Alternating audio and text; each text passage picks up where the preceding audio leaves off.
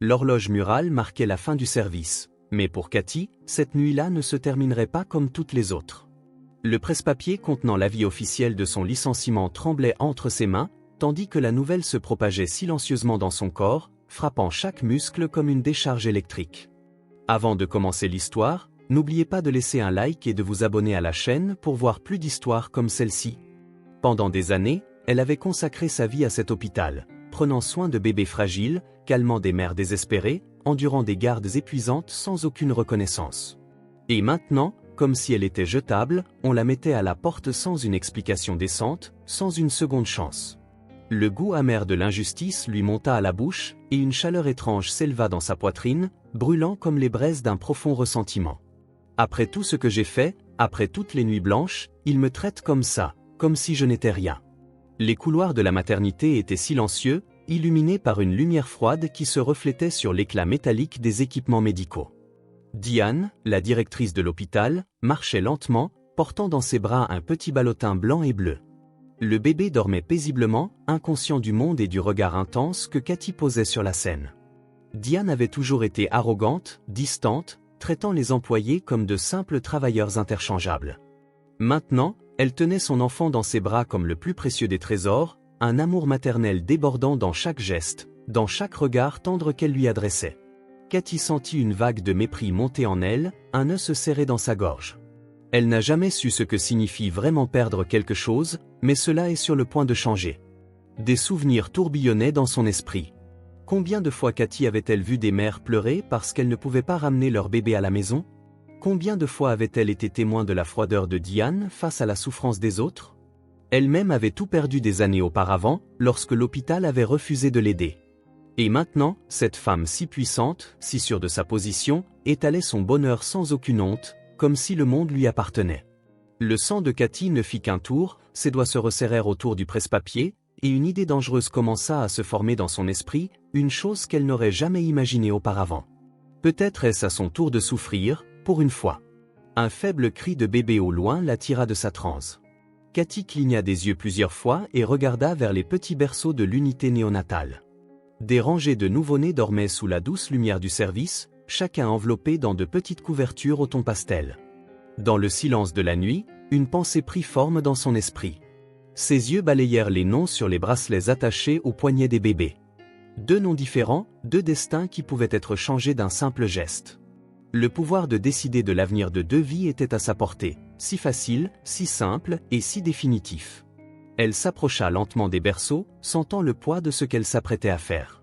Ses doigts tremblaient légèrement, mais ce n'était pas de peur. C'était de l'excitation, une montée d'adrénaline qui parcourait ses veines tandis qu'elle analysait une fois de plus les noms. L'un appartenait au fils de Diane, un enfant destiné à grandir dans le luxe, entouré de confort, d'opportunités et d'amour. L'autre était un bébé né dans des circonstances modestes, dont l'avenir était déjà écrit dans les statistiques impitoyables de la vie.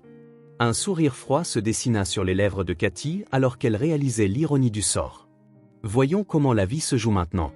Le silence environnant rendait chaque mouvement plus intense. Cathy retint son souffle en glissant ses doigts sur les bracelets, défaisant les petits fermoirs en plastique avec un calme calculé. Son cœur battait la chamade, mais son esprit était froid, méticuleux. Elle retira le bracelet d'un bébé, puis celui de l'autre. Une seconde d'hésitation passa, mais elle fut balayée par la vague de vengeance qui la maintenait ferme. Avec une précision chirurgicale, elle échangea les bracelets, les ajustant soigneusement au mauvais poignet. Rien ne paraissait différent, aucun changement visible, juste 2 bébés endormis, ignorant que leur destin venait d'être réécrit. Maintenant, tout va changer, pour toujours. Son regard se leva lentement vers le couloir vide. Pas de témoins, pas de caméra pointée sur les berceaux. C'était comme si l'univers lui avait accordé ce moment, une occasion unique de corriger la balance de l'injustice. La seule preuve de son acte était entre ses mains, les bracelets d'identification échangés. Cathy prit une profonde inspiration, sentant un frisson parcourir son échine. C'est fait, il n'y a pas de retour en arrière.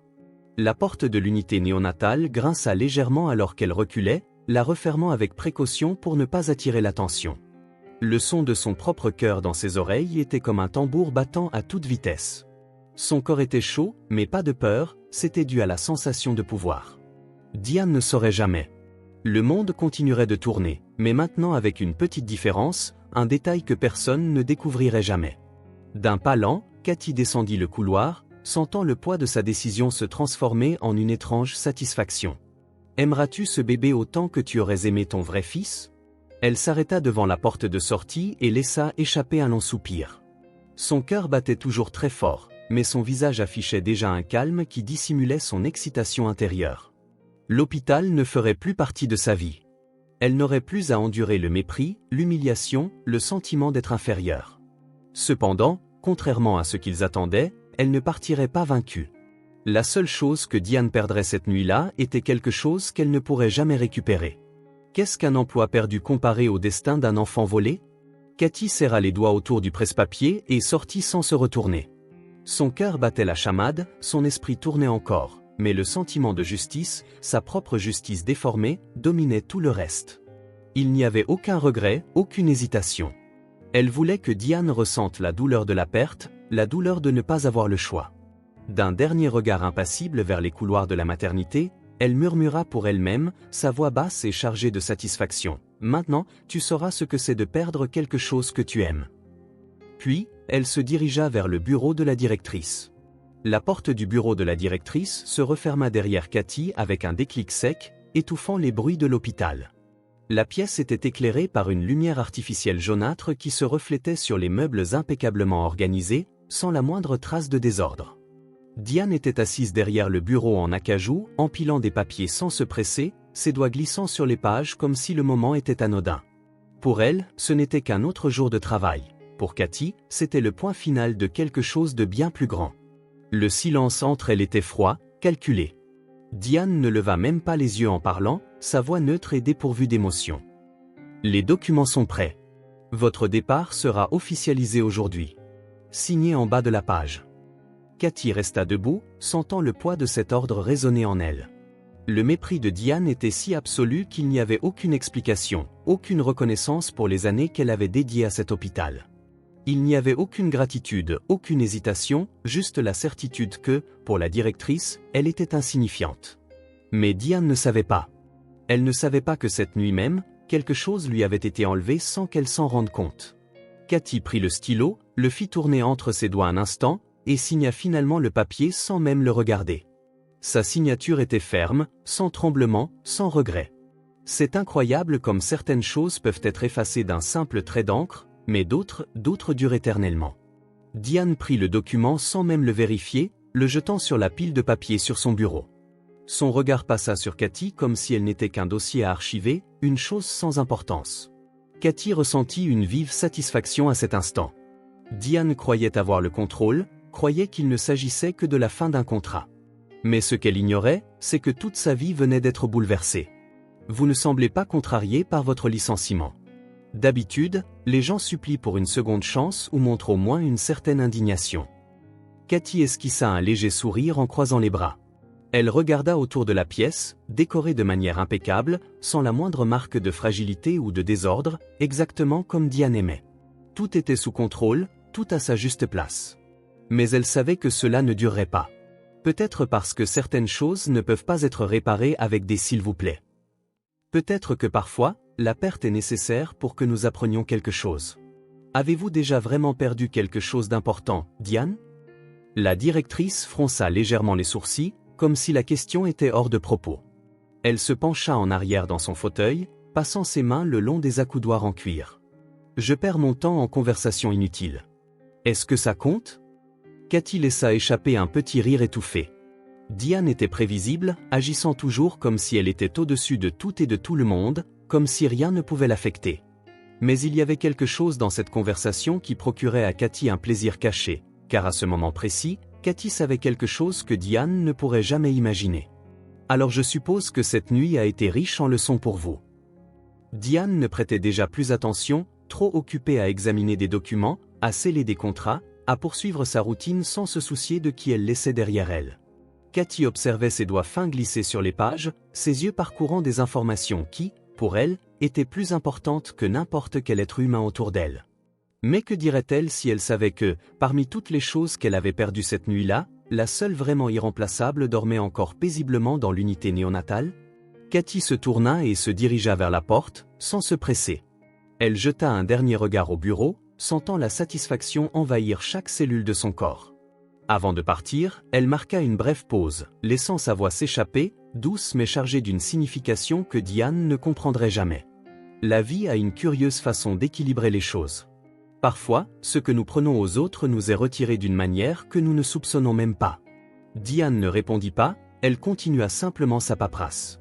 Cathy quitta le bureau d'un pas contrôlé, mais en marchant dans le couloir, elle sentit l'adrénaline se calmer dans ses veines, laissant place à une sensation bien plus profonde, le pouvoir. Elle avait décidé d'un destin cette nuit-là, elle avait fait quelque chose d'irréversible, et personne ne le saurait jamais. Avant de franchir la sortie pour la dernière fois, elle s'arrêta devant l'unité néonatale, où les petits berceaux étaient alignés comme s'ils étaient tous identiques, comme si aucune vie là n'était plus importante qu'une autre. Mais Cathy savait. Elle savait que dans l'un de ces berceaux dormait un mensonge, une vie qui n'appartiendrait jamais vraiment à celle qui croyait la posséder. Son souffle s'échappa lentement, ses yeux balayant calmement la scène. Là, au milieu des couvertures et des respirations douces, reposait la preuve que la justice qu'elle avait cherchée, silencieuse et impitoyable, avait été rendue. Peu importe où tu grandiras, petit. Le destin qui t'attendait n'a jamais été celui que tu auras maintenant. De l'autre côté du couloir, Diane apparut, portant son bébé dans ses bras, inconsciente de tout. Son visage affichait une sérénité absolue, l'expression d'une mère certaine que rien ne pourrait lui enlever ce moment. Le regard de Cathy resta fixé sur la scène, étudiant chaque détail. Diane tenait l'enfant avec un amour véritable, le genre d'amour qui dure des années sans s'estomper. Mais le bébé qu'elle berçait si tendrement n'était pas le sien. Cathy sourit discrètement, une ombre de triomphe passant dans ses yeux. Diane passa devant elle sans rien remarquer, sans même regarder sur le côté, complètement absorbée par son bonheur aveugle. Cathy la regarda disparaître dans le couloir, se dirigeant vers la sortie de l'hôpital, emportant quelque chose dont elle ne se douterait jamais. L'ignorance est parfois un cadeau, mais quand la vérité éclate, elle détruit tout sur son passage. Avec le calme de quelqu'un qui n'a plus rien à perdre, Cathy sortit de l'hôpital, sentant l'air froid de la nuit sur son visage. Son regard se leva vers les lumières vives de l'enseigne de la maternité, brillant intensément contre le ciel sombre. Cet endroit ne lui appartenait plus. La porte se referma derrière elle avec un son sourd, coupant tout lien qu'elle aurait pu encore avoir. L'hôpital continuerait de fonctionner, la vie suivrait son cours comme d'habitude, mais quelque chose avait changé cette nuit-là, et elle seule savait à quel point. D'un pas ferme et avec un sourire discret, Cathy disparut dans l'obscurité de la rue, tandis qu'à l'intérieur de l'hôpital, deux destins étaient lancés sur des chemins qui ne pourraient jamais être inversés. Cathy se réveilla avant le lever du soleil, son esprit encore prisonnier des événements de la nuit précédente. Le sentiment de victoire pulsait toujours dans sa poitrine, mais un léger malaise commençait à se propager. Le monde extérieur continuait sa course. Diane vivait dans son illusion de bonheur, tandis qu'à l'autre bout de la ville, une femme qu'elle n'avait jamais rencontrée berçait un bébé qui n'était pas le sien, ignorant que sa vie avait été changée à jamais. Cathy se leva lentement, se dirigea vers la petite cuisine de son appartement et se prépara une tasse de café fort, goûtant l'amertume dans sa bouche avant même d'avoir bu une gorgée. Pourquoi est-ce que je me sens comme ça? J'ai fait ce qu'il fallait faire. Le monde est injuste, j'ai seulement rééquilibré la balance. Le téléphone sonna, interrompant ses pensées. Elle fronça les sourcils, surprise par un appel si matinal. En décrochant l'appareil, elle reconnut le numéro de l'hôpital. Son cœur s'emballa une seconde, mais reprit rapidement son calme. Elle répondit d'une voix ferme et assurée, comme toujours. À l'autre bout du fil, la voix épuisée d'une infirmière semblait pressée, lourde d'urgence. « Cathy, nous avons besoin que tu couvres un service en soins intensifs néonatal. Le docteur Richard a demandé un renfort immédiat et tu es la seule disponible. Peux-tu venir maintenant ?» Un instant, Cathy se figea. Il ne savait pas qu'elle avait été licenciée. Son nom était toujours sur la liste de contacts de l'équipe, et l'infirmière qui l'avait appelée n'avait même pas hésité avant de solliciter sa présence. C'était plus qu'une coïncidence, c'était une opportunité. Si elle refusait, cela soulèverait des soupçons. Si elle y allait, elle pourrait s'assurer que rien ne lui échappe. Elle prit une profonde inspiration, gardant sa voix neutre avant de répondre. « Bien sûr. Je serai là dans 30 minutes. J'ai juste besoin de m'habiller. » Elle enfila son uniforme machinalement, comme si son corps savait exactement quoi faire, même si son esprit était piégé dans une autre réalité. En sortant, le vent froid du matin tendit légèrement ses muscles. Elle marcha d'un pas ferme vers l'hôpital, sentant chaque pas devenir plus lourd que d'habitude. Quelque chose en elle murmurait que ce n'était pas juste une coïncidence, que quelque chose n'allait pas. C'est probablement juste de la paranoïa. Je dois me concentrer. Tout est encore sous contrôle. L'hôpital était animé. Le bruit des roues des brancards résonnait dans les couloirs, mêlé au murmure du personnel médical qui se déplaçait rapidement. Cathy entra sans se faire remarquer, saluant quelques collègues qui ne semblèrent même pas surpris de la voir là, comme si sa présence était naturelle. L'infirmière qui l'avait appelée lui indiqua l'unité de soins intensifs néonatales d'un geste rapide et d'un regard inquiet. Il y a un cas grave à l'intérieur. On suspecte que le bébé a une maladie génétique rare et les médecins ne savent pas comment procéder sans un historique familial complet. La tension dans la pièce était palpable. Cathy se déplaça dans l'espace, ses yeux balayant les couveuses jusqu'à ce que son regard se pose sur le bébé malade. Son cœur bondit. C'était lui. Le bébé que Diane croyait être son fils. Le bébé porteur d'un sang qui n'appartenait pas à cette famille. Le bébé qui, à ce moment précis, luttait contre quelque chose que sa mère biologique comprendrait probablement bien mieux que quiconque dans cette pièce. Le petit luttait pour respirer, sa peau légèrement pâle sous l'éclairage froid de l'unité. Le docteur Richard se tenait à côté de la couveuse, examinant les moniteurs tout en prenant des notes à la hâte. Il regarda Cathy dès qu'elle s'approcha, ses yeux reflétant l'épuisement et l'inquiétude. Ce cas est compliqué. La mère insiste sur le fait qu'il n'y a aucun antécédent de la maladie dans la famille, mais les symptômes sont trop forts pour être ignorés. Nous avons besoin de tests plus détaillés. Cathy sentit son estomac se nouer. Il n'y avait pas d'antécédent parce que Diane n'était pas la mère biologique. Le sang de ce bébé portait des informations qu'aucun médecin ici ne pourrait prédire sans les bons dossiers. Et la seule personne qui pourrait répondre à cette question se trouvait de l'autre côté de la ville, ignorant complètement que son vrai fils était hospitalisé et avait besoin d'elle. Qu'allez-vous faire maintenant? Avez-vous besoin d'un test spécifique? Le docteur Richard soupira en se massant la tempe. Nous avons besoin d'un échantillon d'ADN des parents pour être sûrs.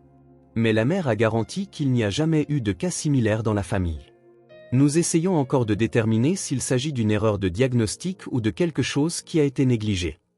Cathy sentit une sueur froide couler le long de son cou. S'il faisait ce test, tout serait révélé. L'échange des bébés, le mensonge qu'elle avait bâti de ses propres mains, l'illusion dans laquelle Diane vivait depuis le premier jour. Tout s'effondrerait. Et pire encore, le bébé pourrait réellement être en danger, car la seule personne qui pourrait vraiment l'aider n'avait aucune idée de ce qui se passait. Son corps se raidit. Elle devait réfléchir vite. Peut-être y a-t-il encore une explication simple. Le bébé a-t-il subi d'autres tests avant l'apparition de ces symptômes? Le docteur Richard hocha la tête, feuilletant les rapports médicaux. Oui, mais les résultats n'étaient pas concluants.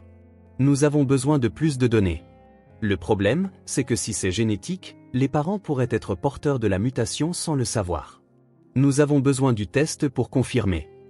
Cathy sentit le poids de ces mots s'abattre sur ses épaules. Elle retint son souffle, déglutissant difficilement. Son esprit tournait à une vitesse qu'elle pouvait à peine suivre.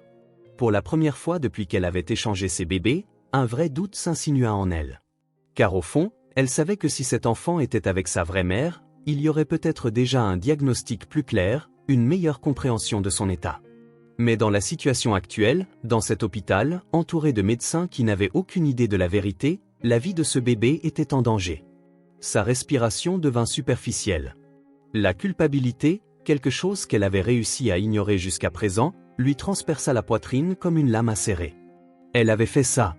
Elle avait créé cette situation. Son plan parfait, sa vengeance silencieuse, avait maintenant des conséquences qu'elle n'avait jamais prévues. Elle sentit ses yeux brûler, mais refusa de laisser transparaître la moindre émotion. Elle prit une profonde inspiration, serra les poings et garda une posture ferme. Et si la mère se trompait? Et s'il y avait quelque chose qu'elle ne savait pas? Nous devons considérer cette possibilité avant tout test définitif. Le docteur Richard la regarda, pensif, avant d'hocher lentement la tête. Oui, c'est possible. Mais la vraie question, ne le sait-elle vraiment pas, ou y a-t-il quelque chose qu'elle ne nous dit pas? Cathy détourna le regard, gardant une expression neutre, mais à l'intérieur, tout était sur le point de s'effondrer. Car la vérité était cruelle, et maintenant, elle le savait, la vraie mère de ce bébé saurait peut-être exactement quoi faire, mais à cause de Cathy, elle ne le découvrirait jamais. Et pour la première fois, Cathy se demanda si son plan avait vraiment été aussi parfait qu'elle l'avait cru. L'atmosphère dans l'unité de soins intensifs néonatales semblait plus lourde qu'elle ne l'avait été des heures auparavant. L'air portait un poids que Cathy pouvait sentir à chaque respiration, comme si la pièce elle-même absorbait le désespoir et le transformait en un brouillard invisible. De là où elle se tenait, elle pouvait voir Diane à côté de la couveuse, les yeux fixés sur le bébé qu'elle croyait être le sien. La femme, toujours si fière et inébranlable, semblait maintenant brisée, les épaules affaissées et les mains tremblantes alors qu'elle s'agrippait au bord du berceau. C'était un spectacle que Cathy n'avait jamais imaginé. Diane réduite à une mère désespérée, impuissante face à la souffrance de son enfant. Tu ne t'es jamais soucié de la douleur des autres, Diane. Maintenant, tu sais ce que c'est de regarder quelqu'un que tu aimes se battre pendant que tu ne peux rien faire. Le docteur Richard maintenait son attitude professionnelle, mais l'épuisement était évident. Il feuilletait le dossier du patient tout en observant les moniteurs connectés au bébé, analysant chaque variation des signes vitaux. Cathy savait qu'il se doutait déjà de quelque chose de plus grand. La science avait ses limites, sans un historique génétique fiable, le diagnostic n'était rien de plus qu'une supposition hasardeuse. Le médecin prit une profonde inspiration avant de s'adresser à Diane, sa voix portant le poids de l'information qu'il s'apprêtait à révéler. Diane, nous avons analysé tous les tests préliminaires, et les symptômes sont compatibles avec un trouble génétique rare. Pour le confirmer et commencer le traitement approprié, nous devrons effectuer un test ADN. Cathy sentit le sol se dérober sous ses pieds. Son cœur se mit immédiatement à battre la chamade, comme s'il allait sortir de sa poitrine. Le test ADN. La seule chose qui pouvait démanteler tout le mensonge qu'elle avait construit. La pièce finale qui révélerait que Diane élevait un enfant qui n'était pas le sien. Si ce test était fait, il n'y aurait pas de retour en arrière. Non, ça ne peut pas arriver. S'il découvre tout, tout s'effondrera. Je dois empêcher ça, peu importe le prix. Diane passa ses mains sur son visage, visiblement épuisée. Son expression était un mélange de peur et de confusion. Elle secoua la tête, essayant de digérer l'information, mais son esprit était déjà en plein chaos. « Docteur Richard, est-ce vraiment nécessaire ? Je vous ai déjà dit qu'il n'y a aucun cas de cette maladie dans ma famille. Mon fils ne peut pas avoir hérité de quelque chose qui n'existe tout simplement pas dans nos antécédents. » Le médecin ferma le dossier et la regarda fermement. Il était habitué à la résistance des parents lorsqu'il s'agissait de tests plus invasifs, mais ce n'était pas une question de choix. « Diane, je comprends votre inquiétude, mais c'est essentiel. La seule façon d'être absolument certain de l'origine de la maladie est par l'ADN. S'il y a une mutation génétique, nous pourrons agir rapidement et prévenir d'autres complications. » Cathy sentit un nœud serré dans sa gorge. Chaque mot qu'il prononçait était une condamnation pour son secret. Elle observait Diane en silence, espérant que la femme refuserait le test, qu'elle insisterait sur le fait qu'il était inutile, qu'elle rejetterait la possibilité d'un trouble génétique. Mais au désespoir de Cathy, le désespoir de Diane était plus grand que toute résistance. La directrice de l'hôpital regarda le bébé à l'intérieur de la couveuse, ses petits bras immobiles, sa respiration assistée par des tubes.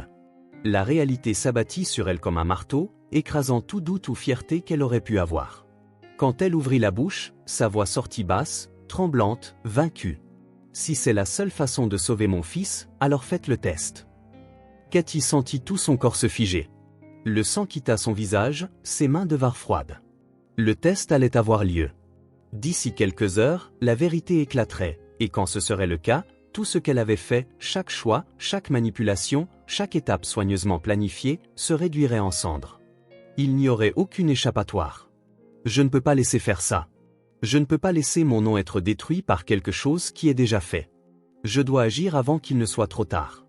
Le docteur Richard fit un signe de tête à une infirmière, donnant des instructions finales. Nous allons prélever les échantillons immédiatement et les envoyer au laboratoire en urgence. Dès que nous aurons les résultats, nous saurons exactement comment procéder. Cathy sentit l'adrénaline parcourir son corps comme un courant électrique.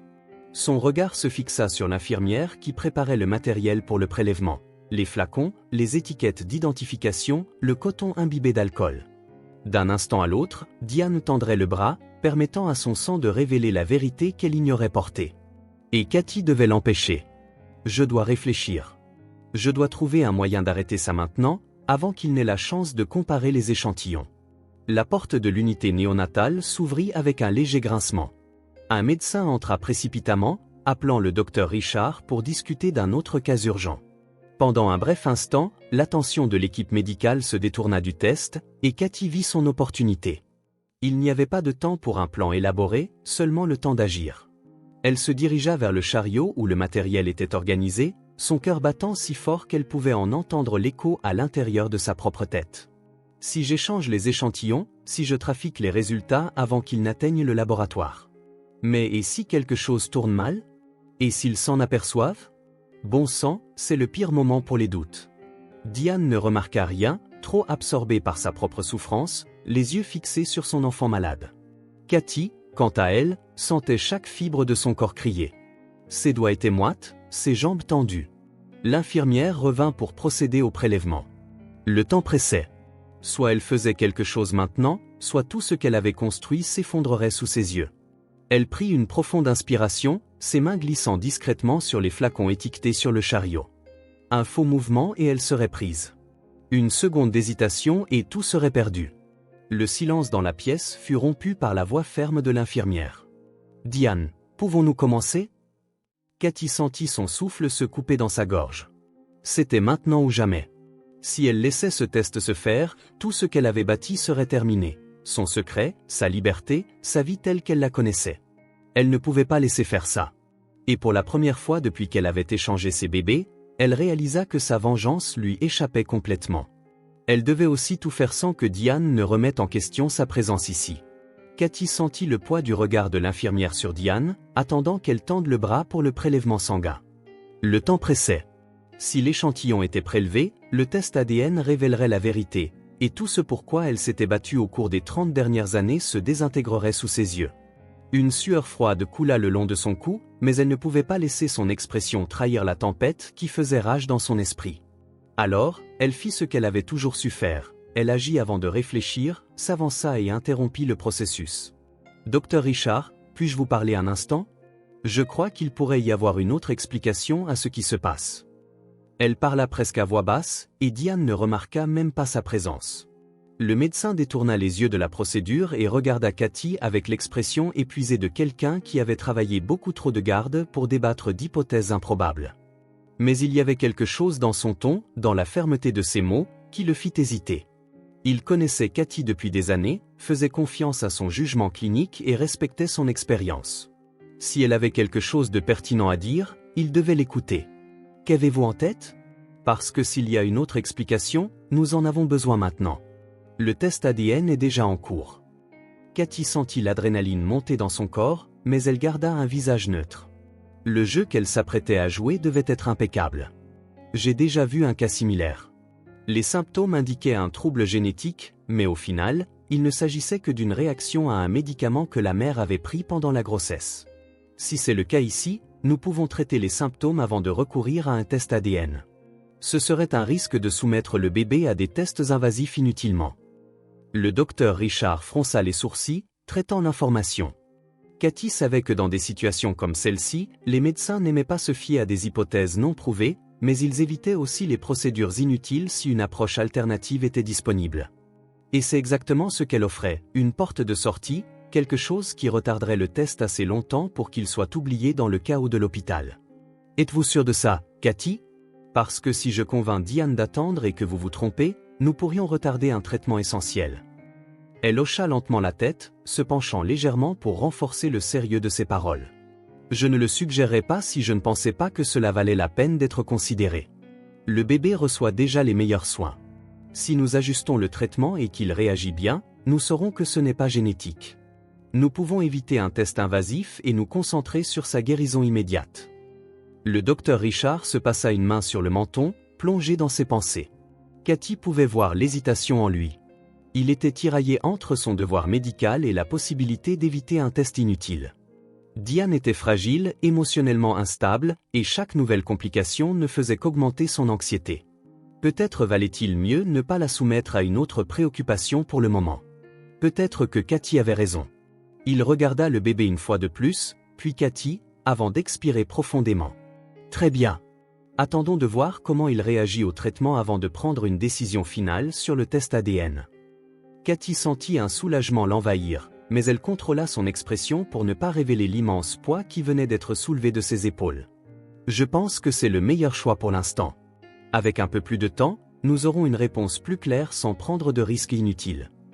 Diane, qui avait été trop anéantie par la situation pour participer pleinement à la conversation, hocha simplement la tête. Elle ne comprenait pas complètement les détails techniques, mais elle faisait confiance au docteur Richard. S'il disait qu'il y avait une autre option, elle l'acceptait. Sa seule préoccupation était de voir son fils en bonne santé. Si c'est la meilleure option pour lui, alors je vous fais confiance. Je veux juste qu'il aille mieux le plus vite possible. L'infirmière qui préparait le prélèvement sanguin hésita un instant, mais voyant le médecin annuler la procédure, elle rangea le matériel sans poser de questions. Le test ADN n'allait pas avoir lieu, du moins pas maintenant. Cathy sentit ses jambes faiblir momentanément, comme si son corps réalisait seulement maintenant à quel point elle avait frôlé le précipice. C'était trop juste. Si je n'avais pas agi à temps, tout aurait été fini. Avec Diane émotionnellement épuisée et faisant aveuglément confiance au médecin, Cathy vit la dernière pièce de son plan se mettre en place. Elle s'assurerait que les ajustements au traitement fonctionnent, le bébé s'améliorerait, et le test ADN ne serait plus jamais un sujet de préoccupation. C'était parfait. Sans faille, sans trace. Dans les jours qui suivirent, comme prévu, le bébé commença à montrer une amélioration significative. Le nouveau traitement stabilisa son état et les symptômes commencèrent à s'atténuer. Diane, maintenant soulagée, retrouva pleinement sa confiance dans les médecins. Tout semblait sous contrôle. Le test ADN fut oublié, une préoccupation écartée au milieu de la guérison de l'enfant. Pour Diane, la crise passait. Pour Cathy, la menace avait été effacée. Personne ne le saura jamais. Personne ne saura jamais ce qui s'est réellement passé cette nuit-là. Elle marchait dans les couloirs de l'hôpital d'un pas léger, ressentant un soulagement si profond qu'il en était presque euphorique. Le cauchemar qui avait failli se matérialiser s'était évanoui. Sa position était toujours sûre, ses secrets toujours enfouis. En franchissant les portes d'entrée de l'hôpital, l'air froid de la nuit toucha son visage. Pour la première fois depuis le jour où tout a commencé, elle sentit qu'elle pouvait à nouveau respirer. Mais avant de disparaître dans l'obscurité, elle jeta un dernier regard à l'hôpital illuminé, son sourire discret portant un triomphe silencieux. C'est fini. J'ai effacé toutes les traces. Le temps passa comme un tourbillon, balayant les traces de cette nuit à l'hôpital. 30 ans s'étaient écoulés, et les empreintes du passé avaient été ensevelies sous la poussière de la routine et de l'oubli. Diane avait continué sa vie, élevant son fils avec tout le luxe et le confort que l'argent pouvait offrir. Il grandit entouré de voyages internationaux, d'écoles prestigieuses et d'une éducation digne de l'héritier de sa fortune. Son enfance fut remplie de grandes fêtes d'anniversaire, de cadeaux coûteux et de la sécurité d'un foyer qui n'a jamais connu le manque. Il a toujours tout eu, il n'a jamais su ce que signifiait avoir besoin de quelque chose, n'a jamais ressenti ce que c'était de se battre pour survivre. De l'autre côté de la ville, un destin très différent se déroulait. Le garçon qui aurait dû grandir dans ce berceau doré vivait une autre réalité. Élevé par une mère célibataire, il fit face à des difficultés dès son plus jeune âge. Son enfance fut marquée par des jouets cassés, des vêtements rapiécés et la faim silencieuse qui accompagnait chaque repas frugal. Il apprit très tôt que la vie n'était pas généreuse, que le travail acharné était la seule monnaie d'échange pour un avenir moins cruel. Pendant que le fils de Diane apprenait à skier dans les Alpes suisses, il nettoyait le sol d'un garage automobile pour aider sa mère à payer le loyer. Le monde n'est pas juste, mais je n'ai jamais eu besoin qu'il le soit. J'avais juste besoin de rester debout, chaque jour. Cathy observait tout à distance. Maintenant à la retraite, sans les gardes épuisantes de l'hôpital, elle avait le temps de réfléchir à ce qu'elle avait fait. Au début, elle s'était convaincue qu'elle avait rééquilibré la balance, que Diane devait ressentir le poids de la perte, même si elle ne s'en rendait jamais compte. Mais à mesure que les années passaient, cette justification commençait à s'effriter. La différence entre les deux garçons était trop flagrante. L'un vivait comme un prince, tandis que l'autre avait à peine assez d'argent pour un ticket de bus. Ai-je vraiment rendu la justice cette nuit-là, ou ai-je simplement condamné un innocent à une vie qu'il n'était pas censé avoir? Elle refusait d'admettre le poids de la culpabilité, mais il était là, constant, comme une ombre la suivant silencieusement. Chaque fois qu'elle lisait un article sur l'héritier à succès de Diane, quelque chose se tordait en elle. Et chaque fois qu'elle voyait l'autre garçon, maintenant un homme adulte, luttant pour joindre les deux bouts, le doute revenait avec force. Des années auparavant, elle avait cru punir Diane, mais si, au final, ceux qui avaient vraiment souffert étaient les deux garçons qui n'avaient jamais demandé à ce que leur destin soit échangé? Le temps ne répare rien, il rend seulement certaines vérités impossibles à ignorer. Maintenant à la retraite, Cathy menait une vie simple. Elle vivait seule, sans famille, sans attache. Son monde tournait autour de matins tranquilles à la maison, de courtes promenades dans le quartier et d'après-midi au café où elle aimait lire le journal. C'était une routine monotone, mais confortable. Jusqu'à ce qu'un matin, en feuilletant le journal, quelque chose lui fasse s'arrêter le cœur une seconde. Sur la page des affaires, un visage familier était en gros titre, le jeune magnate de l'hôtellerie qui a bâti un empire à partir de rien.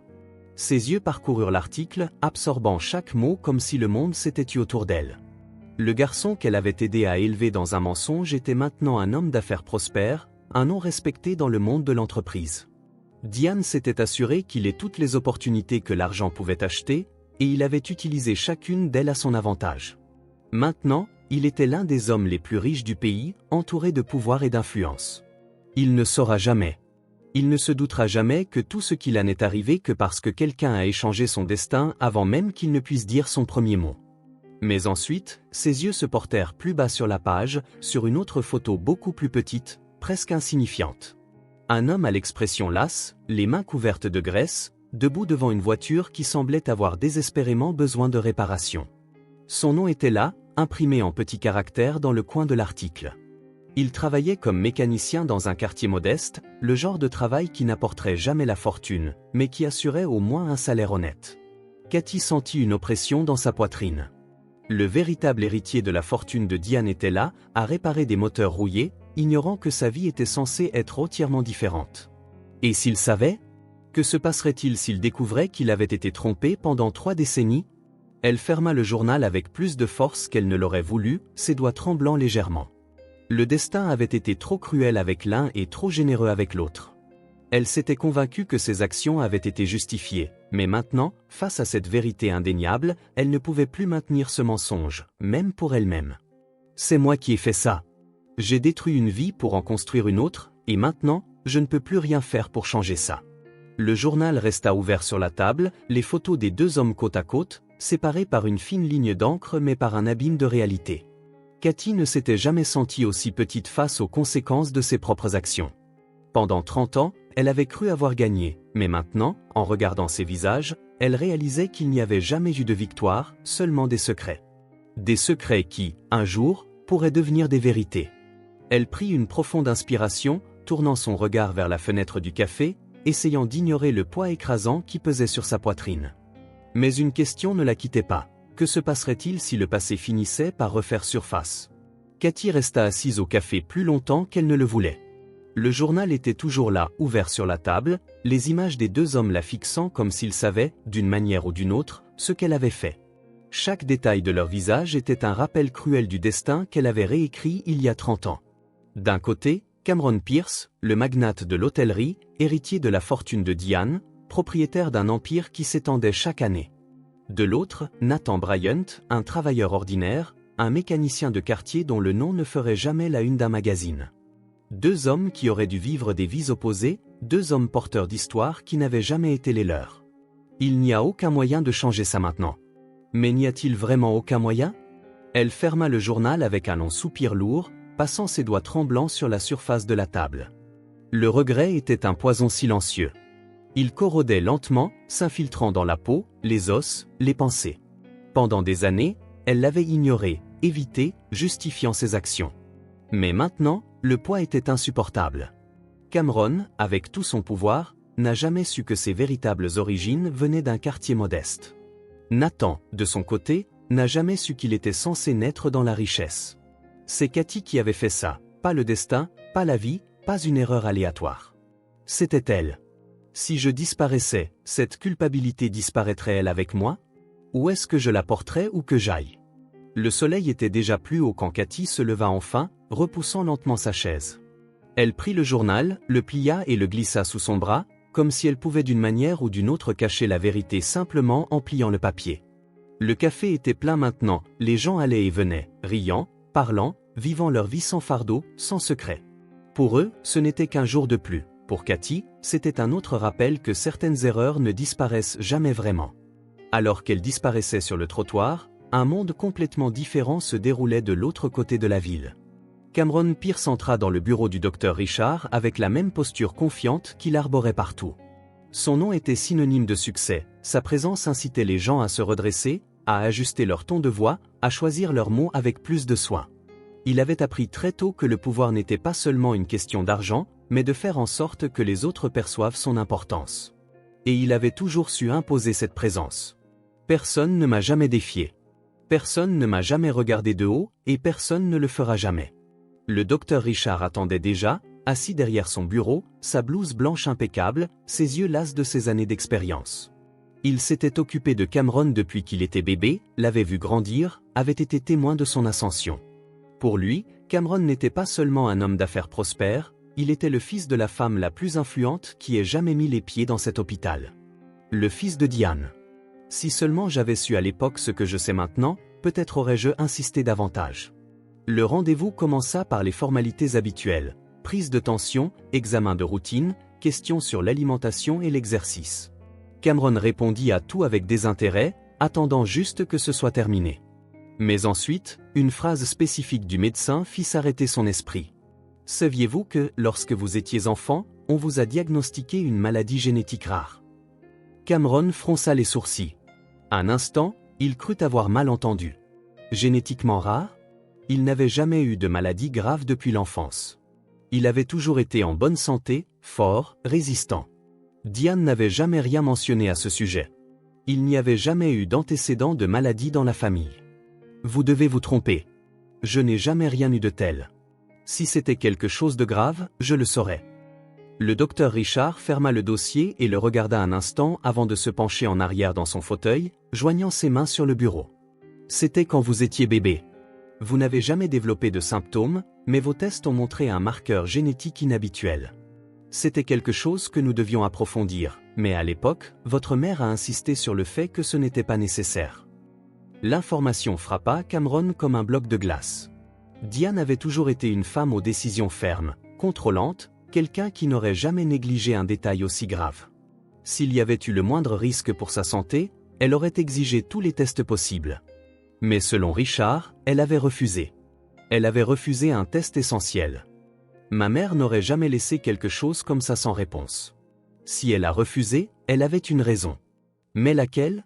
Le docteur Richard continua de l'observer, comme s'il attendait de voir une sorte de réaction. Cameron garda son expression neutre, mais à l'intérieur, quelque chose avait commencé à changer, quelque chose de troublant, un malaise lancinant qu'il ne pouvait ignorer. Était-ce juste une coïncidence, ou y avait-il quelque chose de plus dans cette histoire? Il prit une profonde inspiration, ajustant les poignets de son costume, gardant son sang-froid. Si c'était vraiment grave, j'aurais eu des symptômes tout au long de ma vie. Je n'ai jamais eu de problème de santé, alors peut-être que ce n'était qu'une fausse alerte, quelque chose sans importance. Le médecin ne répondit pas immédiatement. Il tourna légèrement sa chaise, prit un des anciens rapports du dossier et parcourut les informations avant de reprendre la parole, son ton plus lent maintenant, comme s'il pesait chaque mot. À l'époque, nous devions faire un test génétique pour être sûr, mais...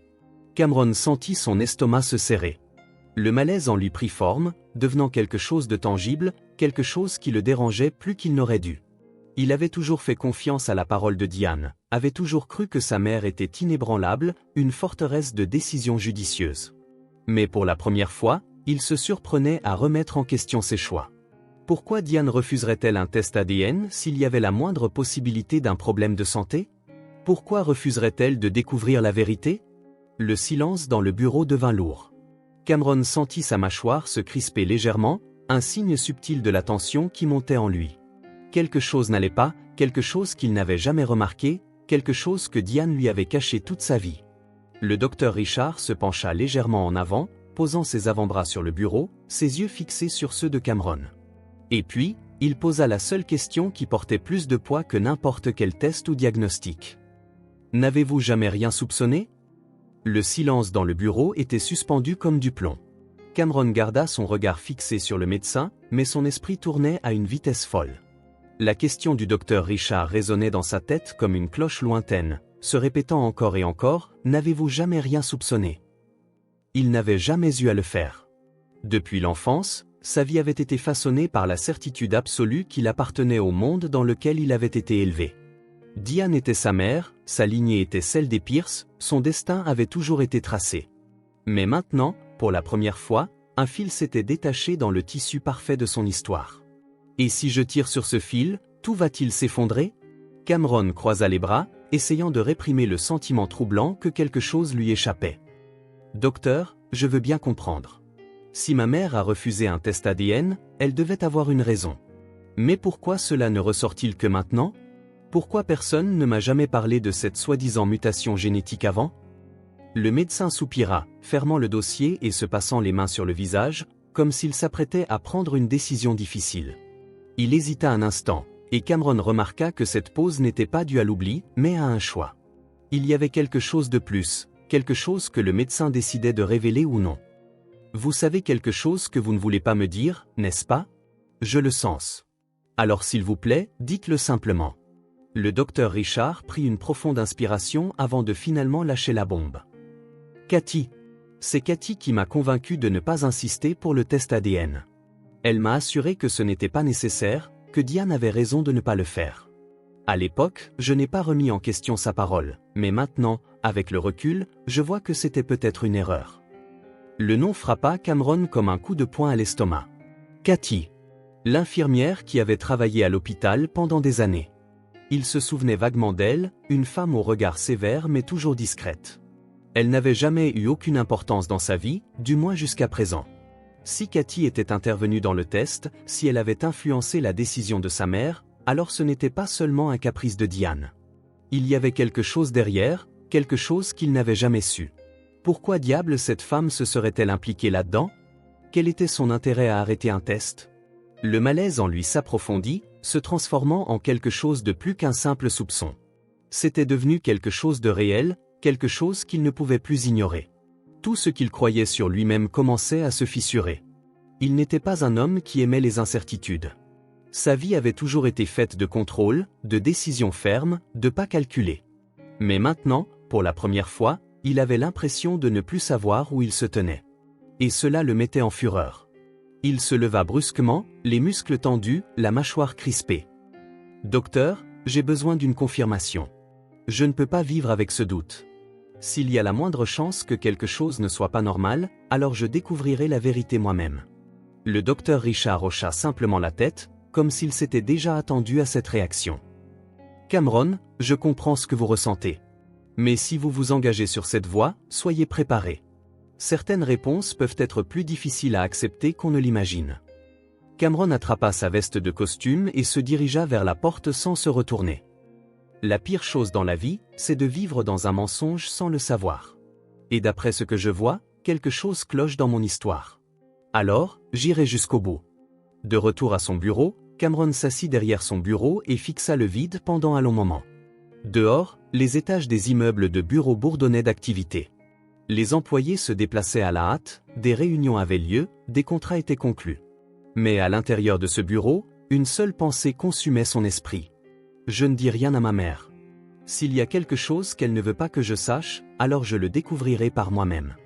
D'un geste rapide, il attrapa son téléphone et passa un appel. En quelques minutes, il avait programmé un test ADN confidentiel. Il prélèverait l'échantillon lui-même et l'enverrait à un laboratoire de confiance. S'il y avait quelque chose qui n'allait pas, il ne risquerait pas que quelqu'un falsifie les résultats. Il voulait la vérité, brute et sans filtre. En attendant l'email de confirmation, il se passa les doigts dans les cheveux, sentant la tension monter dans sa poitrine. Jamais de sa vie il n'avait eu besoin de douter de Diane. Mais maintenant, il se demandait si la femme qu'il avait toujours protégée lui avait en fait caché quelque chose. Si ma mère m'a menti sur quelque chose d'aussi important, alors peut-être qu'elle n'est pas vraiment ma mère. La pensée fit s'emballer son cœur. Il repoussa l'idée immédiatement, refusant de l'accepter sans preuve. Mais maintenant que la graine du doute était plantée, il ne pouvait plus l'ignorer. 2 jours plus tard, le téléphone sonna. L'écran affichait le numéro du laboratoire. Cameron fixa le téléphone sans décrocher tout de suite. Son corps était rigide, ses muscles contractés. Au cours des 48 dernières heures, il avait essayé de ne pas y penser, de se convaincre que tout irait bien, que les résultats ne révéleraient rien de plus qu'une simple coïncidence. Mais maintenant, le moment de vérité était arrivé. Si je réponds à cet appel, ma vie pourrait changer pour toujours. Mais ne pas répondre ne fera pas disparaître la vérité.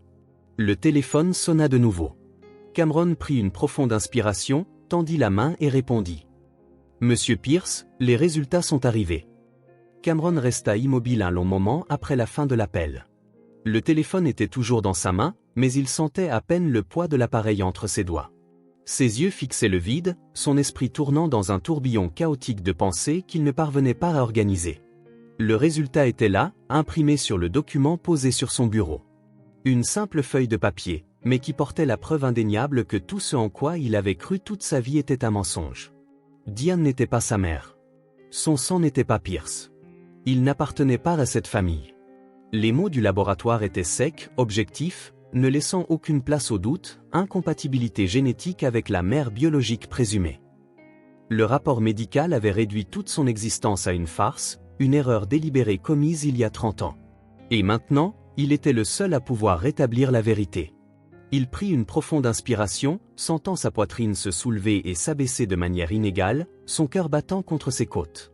Il attrapa l'enveloppe, la serra forte avant de se lever, ses mouvements raides, son corps consumé par une fureur froide et contrôlée. Il prit ses clés de voiture et quitta le bureau sans regarder personne. Sa destination était déjà fixée, et rien ne l'empêcherait d'obtenir les réponses dont il avait besoin. Si tout ce que j'ai vécu jusqu'à présent est un mensonge, alors j'exige de savoir qui a écrit ce mensonge pour moi. La ville défilait à travers la vitre de la voiture, mais Cameron ne prêtait attention à rien d'autre qu'à la route qui le menait au bureau du docteur Richard. Chaque feu rouge semblait une éternité, chaque seconde perdue dans la circulation alimentait son impatience. Il essaya de se remémorer un moment de son enfance qui aurait pu laisser présager quelque chose d'anormal, de trouver des signes que Diane n'était pas sa mère. Mais tout ce qui lui venait à l'esprit était des souvenirs d'une vie qui semblait maintenant empruntée. Elle m'a élevé comme si j'étais le sien. Mais pourquoi ? Comment quelqu'un peut-il mentir si parfaitement pendant si longtemps ? La voiture s'arrêta brusquement devant le bureau. Cameron sortit sans attendre le voiturier et traversa la réception d'un pas ferme, sans prendre la peine d'être poli. Il poussa la porte du bureau sans frapper, faisant sursauter le docteur Richard qui leva les yeux de ses papiers. Le médecin n'eut pas besoin de poser de questions. L'enveloppe que Cameron jeta sur son bureau disait tout. Richard prit les papiers avec des mains légèrement tremblantes, ses yeux parcourant les lignes qui confirmaient ce qu'il avait soupçonné pendant des années. Le silence s'étira, long et lourd, avant que le médecin ne laisse échapper un profond soupir, se penchant en arrière dans son fauteuil et se frottant la tempe, comme pour trouver les mots justes. Alors, maintenant vous savez. Cameron serra les poings, sentant le sang bouillir sous sa peau. Maintenant je sais. C'est tout ce que vous avez à dire ? Vous saviez que quelque chose n'allait pas et vous n'avez jamais rien dit. Pourquoi ? Parce que c'était plus facile de faire comme si de rien n'était ? Le docteur Richard reposa les papiers sur le bureau, son expression pleine d'épuisement et de culpabilité. J'ai toujours eu des doutes, mais je n'ai jamais eu de preuves. Diane n'a jamais autorisé de comparaison génétique et Cathy. Cathy était celle qui m'a assuré que ce n'était pas nécessaire. Le nom de l'infirmière frappa Cameron comme une lame froide. La femme dont il se souvenait à peine, mais qui avait d'une manière ou d'une autre été directement impliquée dans le plus grand mensonge de sa vie. Cathy. Alors c'était elle. Elle était là quand je suis né, n'est-ce pas ? Le médecin hocha lentement la tête, comme si chaque mouvement était un poids supplémentaire sur ses épaules. Cathy était la seule infirmière présente cette nuit-là, et c'est elle qui m'a dit, sans l'ombre d'un doute, qu'un test ADN n'était pas nécessaire. Cameron se passa une main sur le visage, essayant de contenir la rage qui montait en lui. Les pièces du puzzle s'assemblaient, des fragments d'un passé enfoui refaisant surface un par un. Cathy était dans la salle d'accouchement. Cathy avait persuadé les médecins de ne pas demander de test. Cathy était au centre de tout. Il prit une profonde inspiration et se pencha en avant, posant ses mains sur le bureau, sa voix basse mais portant un poids qui rendit l'air de la pièce plus lourd. Où est-elle ? Le docteur Richard hésita un instant avant d'ouvrir un tiroir et d'en sortir un petit bloc-notes, griffonnant rapidement une adresse. Elle vit toujours en ville. Après sa retraite, elle a disparu des radars, mais elle n'est jamais complètement partie. C'est la dernière adresse que j'ai. Cameron prit le papier sans un mot, le pliant soigneusement avant de le glisser dans la poche de son costume.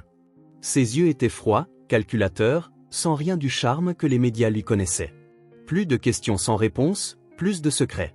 Il sortit du bureau sans se retourner, descendant les marches du bâtiment tout en sortant son téléphone.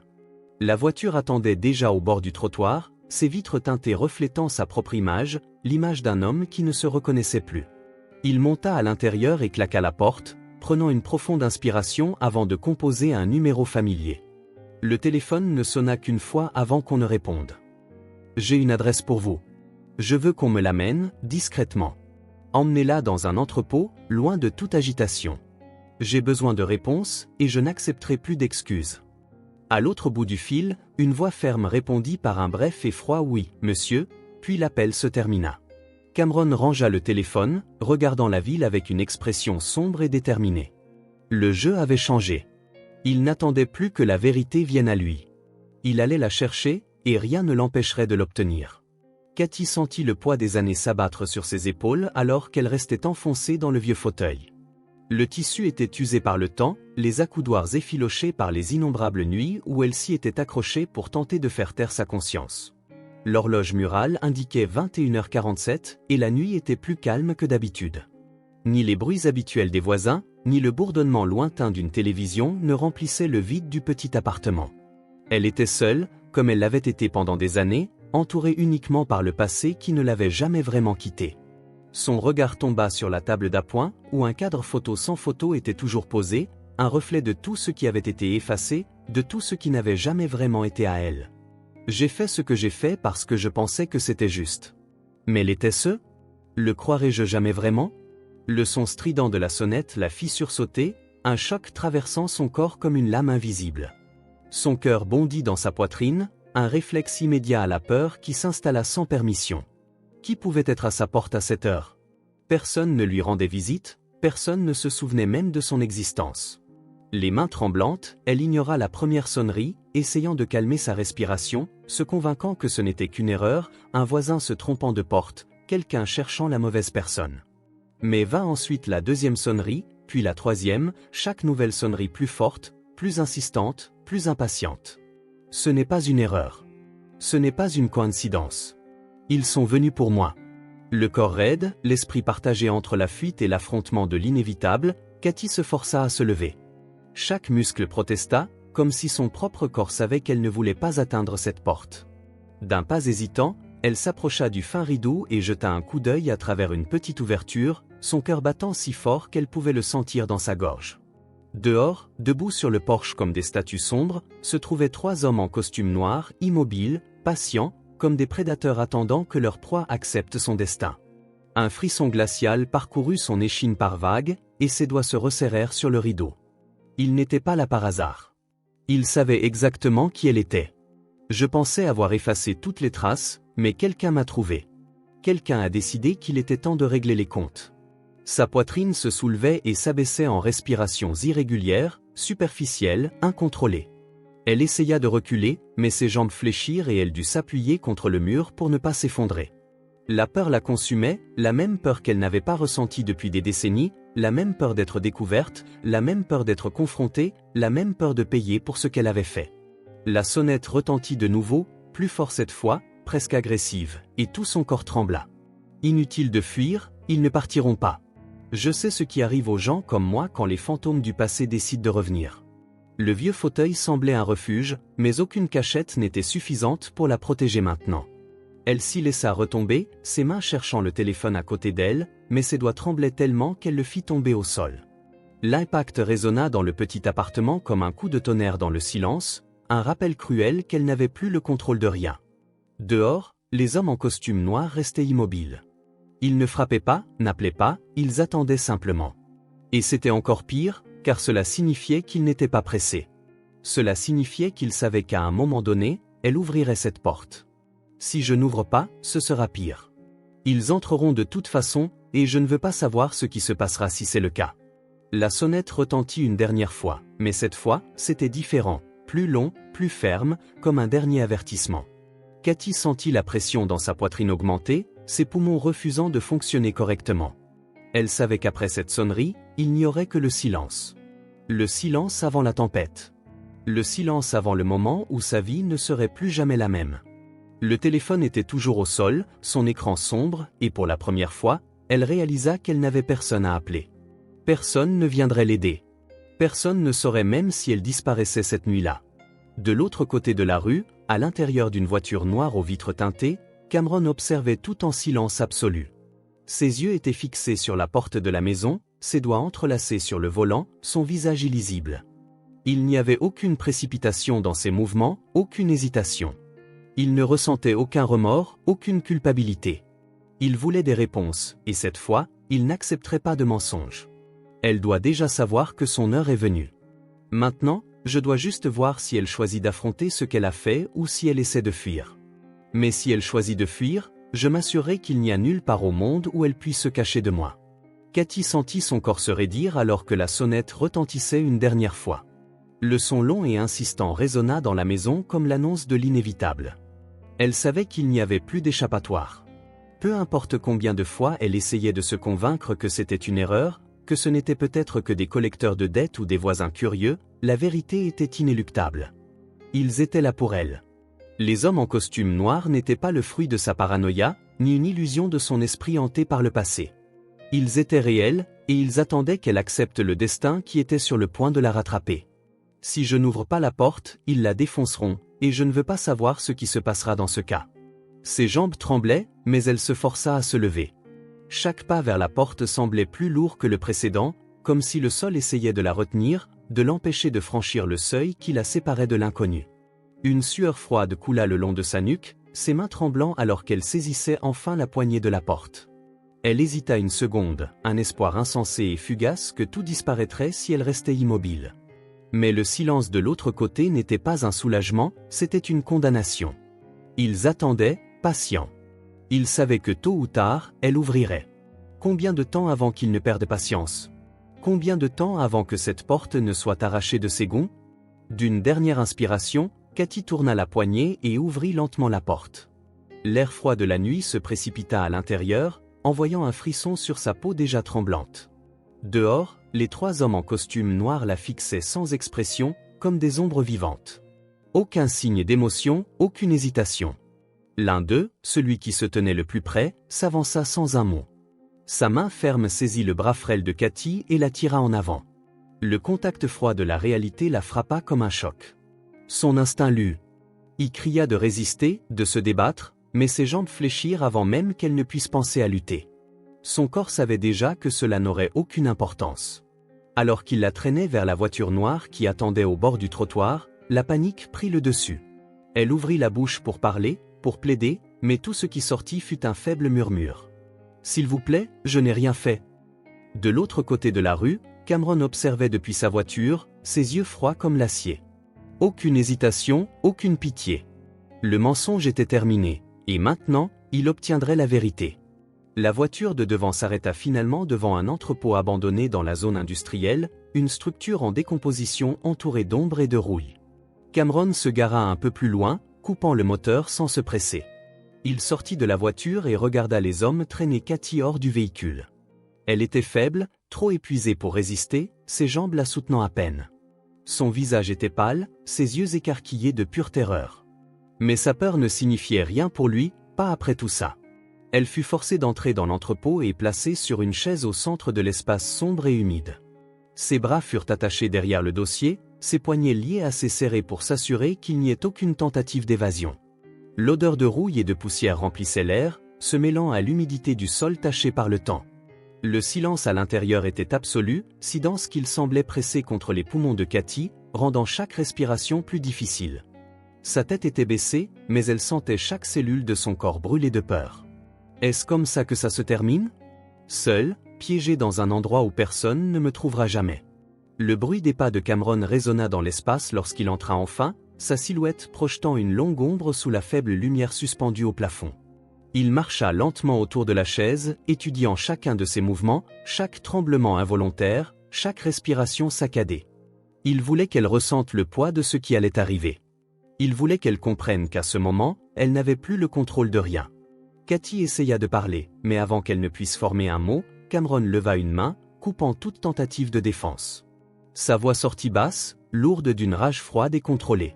« Je ne veux pas entendre vos excuses. Je ne veux pas entendre de mensonges. Je veux la vérité. Et si vous me donnez autre chose, je vous jure que vous n'aimerez pas ce qui suivra. » La respiration de Cathy s'accéléra, ses poumons luttant pour l'air.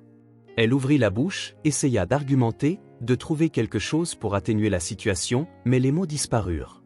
Les yeux de Cameron étaient ceux d'un homme qui n'accepterait rien d'autre que la vérité, un homme qui avait attendu toute sa vie ce moment. Et maintenant, le moment était enfin venu. Le silence dans l'entrepôt était tranchant, rempli uniquement par les respirations saccadées de Cathy et le bruit lent des pas de Cameron qui tournaient autour de la chaise où elle était assise, ligotée.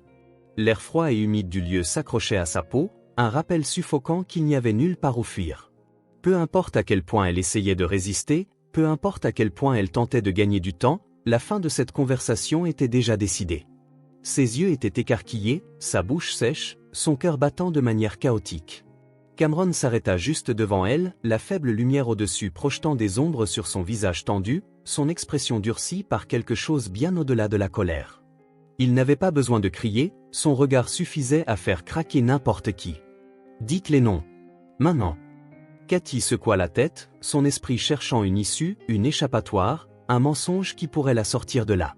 Mais il n'y avait plus de place pour la tromperie. Elle pouvait le voir dans ses yeux. Cameron n'accepterait pas d'excuses, n'accepterait pas de demi-vérité. Il avait passé toute sa vie à être trompé, et maintenant, il était là pour arracher la vérité par la force si nécessaire. Elle essaya d'humecter ses lèvres, mais il n'y avait même plus assez de salive pour l'aider à parler. Ses yeux évitèrent les siens un instant, balayant l'entrepôt sombre, les coins couverts de moisissures, les piliers rouillés. Mais rien ici ne pouvait la sauver. Si je mens, il le saura. Si je cache quelque chose, ça ne finira pas bien pour moi. La tension s'étira pendant quelques secondes de plus, jusqu'à ce que, d'une voix faible et étranglée, Cathy brise enfin le silence. Son nom est Mélanie Bryant. Et le nom du garçon est Nathan. Le nom quitta ses lèvres comme une confession amère, comme si prononcer chaque syllabe lui arrachait des morceaux de son âme.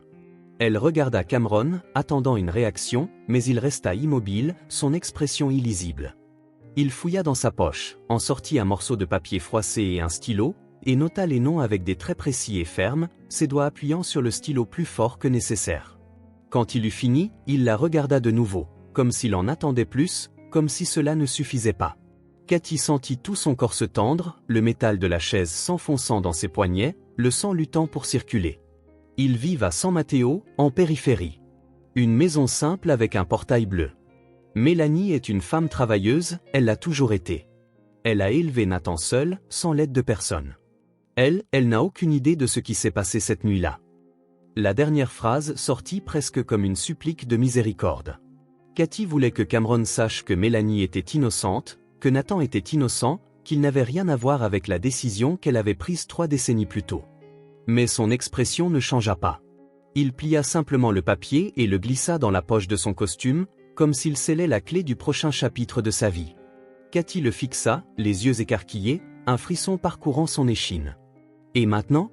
Qu'allez-vous faire » Cameron prit une profonde inspiration. Pour la première fois depuis qu'il avait découvert la vérité, il réalisa qu'il n'avait pas de réponse. Il avait passé les derniers jours poussé par la rage, par le besoin de trouver la personne qui l'avait trompé, de confronter la femme qui avait détruit son identité. Mais maintenant qu'il avait les réponses, maintenant qu'il savait exactement qui était sa vraie mère et qui avait pris sa place, il ne savait pas quelle serait sa prochaine étape. Que faire maintenant? Se présenter simplement chez cette femme et lui dire qu'il est son fils? Lui dire qu'elle a élevé le mauvais garçon? Il ne savait pas comment agir, et ce sentiment le rongeait de l'intérieur. Pour la première fois de ma vie, je n'ai pas de plan, et ça me tue. Il se tourna lentement, sentant la tension dans ses muscles. Il ne pouvait pas rester là. Il ne pouvait pas regarder Cathy une seconde de plus sans sentir l'envie de tout finir sur le champ. Mais il ne voulait pas d'une fin impulsive. Il voulait qu'elle souffre. Il voulait qu'elle ressente le poids de l'attente, de l'incertitude, de l'impuissance. Il voulait qu'elle sache que, désormais, c'était lui qui décidait de la fin de cette histoire. Gardez-la ici. Personne n'entre, personne ne sort. Personne ne la voit, personne ne l'entend. Les hommes en costume noir hochèrent la tête sans poser de questions, prenant leur position autour de l'entrepôt. Cathy sentit le désespoir grandir en elle, les larmes montant de la pure terreur qu'elle ne pouvait plus cacher. « Cameron, s'il vous plaît. Vous avez déjà ce que vous vouliez. Je vous ai donné les noms. Que voulez-vous de plus ?» Il s'arrêta à la porte, le dos toujours tourné vers elle, sa respiration lourde, ses épaules rigides. Il tourna le visage juste assez pour lui jeter un dernier regard. Ce n'était plus seulement de la haine, c'était de l'épuisement, c'était la douleur d'un homme dont la vie lui avait été volée sans jamais avoir eu la chance de décider par lui-même. Je veux récupérer ma vie. Et quelqu'un va payer pour ça. Sans un mot de plus, il sortit de l'entrepôt et monta dans sa voiture. La clé tourna dans le contact, le moteur gronda sourdement, et il s'élança sur la route déserte. Son esprit tournait, des images chaotiques défilant dans sa tête, son cœur battant si fort qu'il semblait résonner dans sa poitrine. Il avait toujours su qui il était, ou du moins il le pensait. Mais maintenant, chaque parcelle de son identité était en ruine, et pour la première fois, il n'avait aucune idée de l'issue de tout cela. Cameron conduisit à travers la ville sans but, la lueur des lampadaires passant comme des taches dorées sur l'obscurité du petit matin. Le moteur de la voiture ronronnait doucement, un bruit constant qui se fondait dans le chaos qui tourbillonnait dans son esprit. Le nom de Mélanie Bryant pulsait dans sa tête comme une cloche sonnant sans relâche, un nom qu'il n'avait jamais entendu auparavant, mais qui signifiait maintenant tout. Nathan Bryant, l'homme qui avait vécu la vie qui aurait dû être la sienne. L'étranger qui avait grandi sous le toit de sa vraie mère pendant que lui, Cameron Pierce, était élevé dans le manoir de Diane, entouré de luxe mais privé de sa véritable histoire. Sa respiration était lourde, ses mains agrippant le volant trop fermement, ses doigts presque blancs sous la pression. Ma vie était un mensonge. Chaque souvenir, chaque lien, chaque moment. Et maintenant, qu'est-ce que je fais de ça? Le manoir apparut devant lui comme un mirage, imposant, immaculé, un monument au monde qu'il avait toujours cru être le sien. Mais alors qu'il se garait et coupait le moteur, une vague écrasante de déconnexion le frappa. Soudain, cette maison ne lui semblait plus être chez lui. Les murs, les lustres en cristal, les couloirs silencieux, rien de tout cela ne lui semblait familier. C'était comme s'il était entré dans un endroit où il n'appartenait pas, une scène montée pour entretenir le mensonge qu'il était quelqu'un qu'il n'avait jamais vraiment été. Il prit une profonde inspiration avant de sortir de la voiture, ses pas lourds résonnant sur le sol en marbre de l'entrée. Il avait toujours eu le contrôle de tout, il avait toujours su quel serait son prochain mouvement. Mais maintenant, il ne savait même plus comment mettre un pied devant l'autre sans avoir l'impression de marcher sur un sol qui n'avait jamais été le sien. Si ce n'est pas ma maison, alors où est-ce que j'appartiens? La porte s'ouvrit avant même qu'il ne puisse atteindre la poignée. Diane se tenait là, vêtue d'une robe de chambre en soie, ses cheveux parfaitement coiffés malgré l'heure tardive. Ses yeux scrutèrent Cameron avec précision, capturant chaque détail, ses épaules rigides, la tension dans ses poings serrés, l'obscurité de son expression. Quelque chose n'allait pas. Elle avait toujours su quand quelque chose n'allait pas, et cette fois ne faisait pas exception. Cameron? Où étais-tu? Il évita de la regarder directement, sentant le poids de son regard, un regard qu'il avait toujours analysé avec un mélange d'amour et d'autorité. Toute sa vie, Diane avait été son étoile polaire, sa boussole morale, son fondement inébranlable. Mais maintenant, tout semblait déformé. Il ne savait plus qui elle était pour lui, et pire encore, il ne savait plus qui il était pour elle. Dehors. Le ton froid et sec coupa l'air entre eux comme une lame. Le front de Diane se plissa, le malaise grandissant dans sa posture. Dehors, Cameron? Il est plus de minuit. Je t'ai appelé plusieurs fois et tu n'as pas répondu. Qu'est-ce qui se passe? Cameron passa devant elle sans répondre, traversant le grand hall d'entrée comme un étranger entrant pour la première fois dans cet espace. L'odeur de son parfum flottait dans l'air, mêlée à l'arôme du bois poli et des bougies parfumées. Le même parfum que toujours, mais maintenant, il semblait déplacé. Tout semblait déplacé. Il n'appartenait pas ici. Il n'appartenait pas à cette femme qui le regardait maintenant avec inquiétude, attendant une explication qu'il ne voulait pas donner. Si je lui dis la vérité, que se passera-t-il? Si je lui dis que tout ce qu'elle croit de moi est un mensonge, est-ce qu'elle me regardera toujours comme ça? Diane s'approcha lentement, les bras croisés sur sa poitrine, un geste qu'elle faisait toujours quand elle sentait qu'elle perdait le contrôle de la situation. Cameron, tu me fais peur. S'il y a quelque chose que je dois savoir, s'il te plaît, dis-le-moi. Il s'arrêta au milieu de la grande pièce, le dos tourné vers elle. Un instant, il pensa se retourner, la regarder dans les yeux, lui demander si elle savait, si à un moment de sa vie, elle avait jamais soupçonné la vérité. Mais cela n'avait pas d'importance. Le mensonge était déjà trop profond pour être défait. Il secoua légèrement la tête, les yeux fixés sur le sol en marbre blanc, comme s'il cherchait des réponses parmi les ombres projetées par le lustre au-dessus. Ce n'est rien, Diane. Juste une journée difficile. Elle l'étudia un moment, essayant de le déchiffrer, de trouver quelque chose dans son expression qui lui donnerait un indice sur ce qui se passait. Mais Cameron était un maître pour masquer ses émotions, il l'avait toujours été. Et maintenant, plus que jamais, il devait cacher tout ce qui lui passait par la tête. Il sentit quand Diane fit un pas en arrière, sa respiration légèrement instable, un signe clair que quelque chose en elle lui disait qu'il mentait. Mais elle n'insista pas, pas encore. Il commença à monter les escaliers, sentant son regard brûler dans son dos. La tension dans l'air était assez épaisse pour être coupée au couteau. Diane resta immobile au milieu de la pièce, les bras croisés, sa robe de chambre en soie l'enveloppant comme un bouclier contre l'inconnu. Elle ne dit rien pendant qu'il montait, mais Cameron savait qu'elle n'oublierait pas cette nuit. Elle remarque toujours quand quelque chose ne va pas. Et maintenant, plus que jamais, tout va mal. Dans sa chambre, il ferma la porte derrière lui et s'y appuya, sentant le poids de toute la journée s'effondrer sur ses épaules. Il se dirigea vers le grand miroir près de son lit et s'arrêta, fixant son propre reflet un long moment. Son regard se verrouilla sur l'image d'un homme qu'il ne reconnaissait plus. Le costume cher, les traits fins, la présence imposante, tout ce qu'il avait toujours défini lui semblait maintenant un déguisement mal placé, comme si à tout moment cette image allait se briser et révéler qui il était vraiment. Mais qui suis-je? À Pierce? À Bryant? Ou ni l'un ni l'autre? Il prit une profonde inspiration, posant ses mains sur le lavabo de la salle de bain et fermant les yeux un instant. Son esprit tournait avec trop d'informations, trop d'émotions, trop de vérité. Il avait passé toute sa vie à croire qu'il était quelqu'un qui n'avait jamais vraiment existé. Maintenant, il devait découvrir qui il était vraiment. Mais la question la plus terrifiante le hantait encore. Quand il trouverait enfin la réponse, serait-il capable de la supporter? Cameron passa toute la nuit éveillé, assis dans le fauteuil de sa chambre, fixant l'obscurité. Au lever du soleil, il se leva enfin, les muscles endoloris d'être resté immobile si longtemps. Son corps était là, mais son esprit était ailleurs, quelque part entre le passé qu'il connaissait et la vérité qui pesait maintenant sur ses épaules. Le morceau de papier froissé avec l'adresse de Mélanie et Nathan était toujours sur la table, comme une cicatrice permanente qu'il ne pouvait ignorer. Il prit lentement le papier, le lissa et relut les noms, comme pour tenter de les absorber d'une manière moins violente. Si j'y vais, il n'y a pas de retour en arrière. Mais si je n'y vais pas, je passerai le reste de ma vie à me demander ce qui aurait pu se passer. Le trajet jusqu'à l'adresse que Cathy lui avait donnée sembla interminable.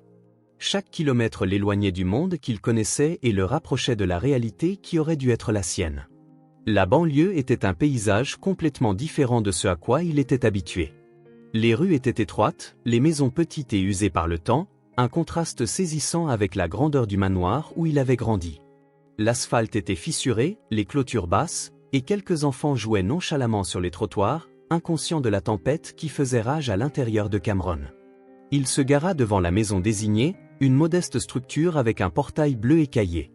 Il prit une profonde inspiration, fermant les yeux une seconde. Chaque fibre de son être criait qu'il n'appartenait pas là, que ce n'était pas sa place. Mais si c'est le cas? Et si ça l'a toujours été? Il sortit de la voiture et se dirigea vers la porte, ses pas lourds comme s'il portait un fardeau invisible. Ses yeux balayèrent la façade simple, le petit jardin de devant, les détails d'une maison qui semblait si éloignée de ce qu'il avait toujours appelé la sienne. Il leva la main et frappa 3 fois. Le son résonna à l'intérieur de la maison, et le silence qui suivit fut suffocant. Chaque seconde semblait une éternité, jusqu'à ce que la poignée de la porte tourne et que la porte s'ouvre, révélant un jeune homme debout sur le seuil, Nathan Bryant. Cameron l'analysa de la tête aux pieds, son regard perçant absorbant chaque détail de l'autre homme. Nathan ne ressemblait en rien à Cameron. Ses vêtements étaient simples, usés par l'usage mais propres. Ses mains portaient des taches de graisse, un signe évident de travail acharné. Ses cheveux étaient légèrement en désordre, et ses yeux, bien que curieux, portaient une certaine dureté, comme si la vie lui avait déjà appris à ne pas faire confiance trop vite. Cameron sentit le dédain s'insinuer dans son expression. C'était impossible à cacher. Il avait passé toute sa vie entouré du meilleur que l'argent pouvait acheter, et maintenant, il se tenait face à l'homme qui avait grandi dans la pauvreté pendant qu'il jouissait d'un empire qui n'avait jamais vraiment été le sien. Si les choses avaient été différentes, serais-je à sa place? Serais-je ici, à vivre cette vie? Nathan fronça les sourcils, clairement méfiant face à un étranger se tenant à sa porte. Sa voix était ferme, mais pas hostile. « Je peux vous aider ?» Cameron ne répondit pas immédiatement. Il ouvrit la bouche, mais les mots restèrent coincés dans sa gorge. Que pouvait-il dire? « Bonjour, je suis l'homme qui a pris votre place dans le monde. Je suis le fils que votre mère n'a jamais connu, pendant que vous grandissiez en pensant appartenir à cette maison. » Rien n'avait de sens, rien ne semblait réel. Il se força à rester calme, à ignorer le chaos à l'intérieur de lui. Je cherche Mélanie Bryant. Nathan se balança d'un pied sur l'autre, clairement incertain de la manière de réagir. Des hommes comme Cameron ne se présentaient pas simplement ici, dans un quartier comme celui-ci. Il jeta un coup d'œil à l'intérieur de la maison, puis de nouveau à Cameron. « Qui êtes-vous » Avant que Cameron ne puisse répondre, un bruit vint de l'intérieur, des pas s'approchant, puis une femme apparut sur le seuil, Mélanie. Le cœur de Cameron bondit dans sa poitrine. Il ne savait pas à quoi s'attendre, mais la voir la rendait tout plus difficile. Elle ne ressemblait en rien à Diane. Son visage portait les marques du temps, mais son expression était chaleureuse, bien que fatiguée. Ses yeux étaient gentils, mais remplis de cicatrices invisibles, les marques d'une vie qui n'avait pas été facile. Et puis, elle le regarda directement dans les yeux et se figea un instant. Personne ne dit rien. L'air entre eux semblait plus lourd, comme si la réalité se repliait sur elle-même. Mélanie ne savait pas qui il était, mais quelque chose en elle réagit. Une hésitation subtile, un léger froncement de sourcils, comme si son esprit essayait de saisir un souvenir qui n'existait pas. « Je suis Mélanie. Je peux vous aider ?» Cameron ouvrit la bouche, mais rien ne sortit. C'était une erreur. Nathan plissa les yeux. « Une erreur ? Vous venez jusqu'ici, vous demandez ma mère par son nom, et maintenant vous dites que c'est une erreur ?» Cameron déglutit difficilement. Il devait partir. Il devait s'éloigner avant de dire quelque chose qui ne pourrait pas être défait. « Je suis désolé, ce n'était pas la personne que je cherchais. » Sans attendre de réponse, il tourna le dos et se dirigea vers la voiture. Ses pas étaient rapides, presque désespérés. Il monta dans le véhicule et claqua la portière, démarrant le moteur avant que l'un ou l'autre ne puisse dire quoi que ce soit d'autre. Mélanie et Nathan restèrent sur le seuil, regardant la voiture disparaître dans la rue. Nathan jeta un coup d'œil à sa mère, confus. « Tu connais ce type ?» Mélanie, toujours fixant la route vide, mit un moment à répondre. Son cœur battait la chamade, son esprit essayant de donner un sens à ce qui venait de se passer. Mais quelque chose en elle murmurait qu'il y avait plus dans cette histoire qu'une simple erreur. « Non, je ne le connais pas. Mais pour une raison que j'ignore, j'ai l'impression que je devrais. » La voiture glissait sur la route déserte, l'obscurité du ciel pesant sur les épaules de Cameron comme un présage. Ses doigts agrippaient le volant si fort que ses jointures blanchissaient. Il n'alluma pas la radio, n'essaya pas de distraire son esprit avec quoi que ce soit d'autre. Ça ne marcherait pas. Le visage de Mélanie, l'expression confuse de Nathan, la façon dont ses yeux s'étaient fixés sur lui comme si elle essayait de déchiffrer quelque chose qu'elle ne comprenait même pas, tout était gravé dans son esprit. Il était si près, si absurdement près de jeter la vérité sur la table et de briser toute l'illusion. Mais à ce moment-là, quelque chose en lui s'était brisé. Il avait vu cette femme de près, senti la simplicité de cette maison, l'odeur du dîner encore dans l'air, la routine qui n'avait jamais été la sienne. Et il réalisa qu'il n'avait pas le droit de la détruire. Il ne pouvait pas simplement débarquer de nulle part et annoncer qu'à cause d'une erreur du destin, ou plutôt d'une vengeance orchestrée par une infirmière amère, leur vie entière n'avait été qu'un mensonge. Je pensais être prêt pour ça. Je pensais que je voulais des réponses, que je voulais la justice. Mais maintenant, je ne sais pas quoi faire de la vérité. Les phares de la voiture illuminèrent l'entrepôt abandonné au loin, et Cameron ralentit à l'approche. La structure en décomposition était exactement comme il l'avait laissée quelques heures plus tôt, silencieuse, froide, une prison temporaire pour la femme qui avait tout détruit avant même qu'il n'ait eu la chance de contrôler sa propre vie. Il se gara, coupa le moteur et prit une profonde inspiration, essayant de calmer la tempête qui faisait rage en lui. Mais c'était inutile. Son esprit était un champ de bataille, ses pensées se heurtaient, sa colère se mêlant à la confusion, son désir de vengeance se heurtant à quelque chose qu'il ne pouvait nommer. Il ouvrit brusquement la portière de la voiture, ses pas résonnant sur le sol en béton alors qu'il franchissait l'entrée de l'entrepôt. Si elle pensait que c'était fini, elle se trompe. Ce n'est pas fini, loin de là. À l'intérieur, Cathy était toujours attachée à la chaise, les cordes marquant ses poignets, son visage pâle, ses yeux fixés sur chacun de ses mouvements. Les trois hommes en costume noir se tenaient autour d'elle, immobiles, comme des ombres attendant un ordre. L'air était épais, lourd, presque suffocant. Cameron ne regarda pas directement Cathy au début.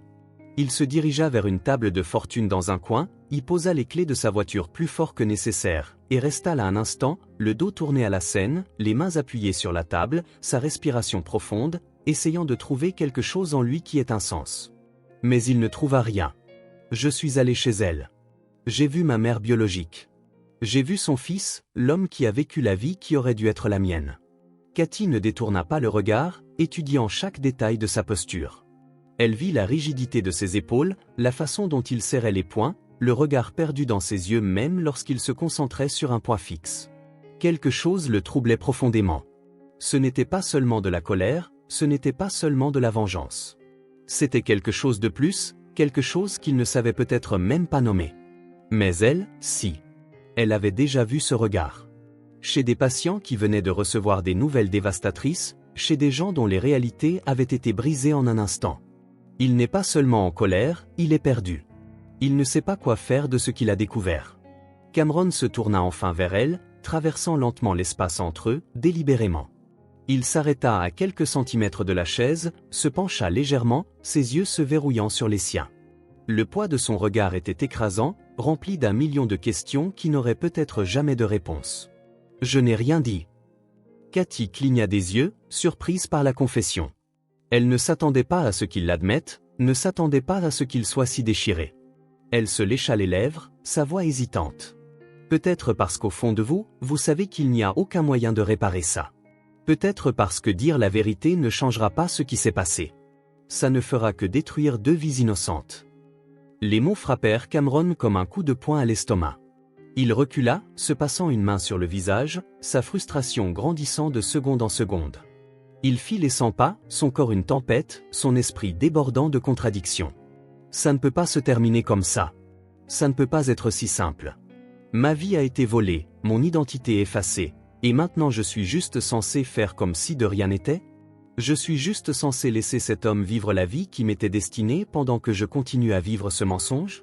Cathy sentit la peur lui monter le long de la peau, mais en même temps, quelque chose en elle éprouvait de la pitié pour lui. Cameron n'était pas seulement un homme furieux, c'était un homme au bord de l'effondrement.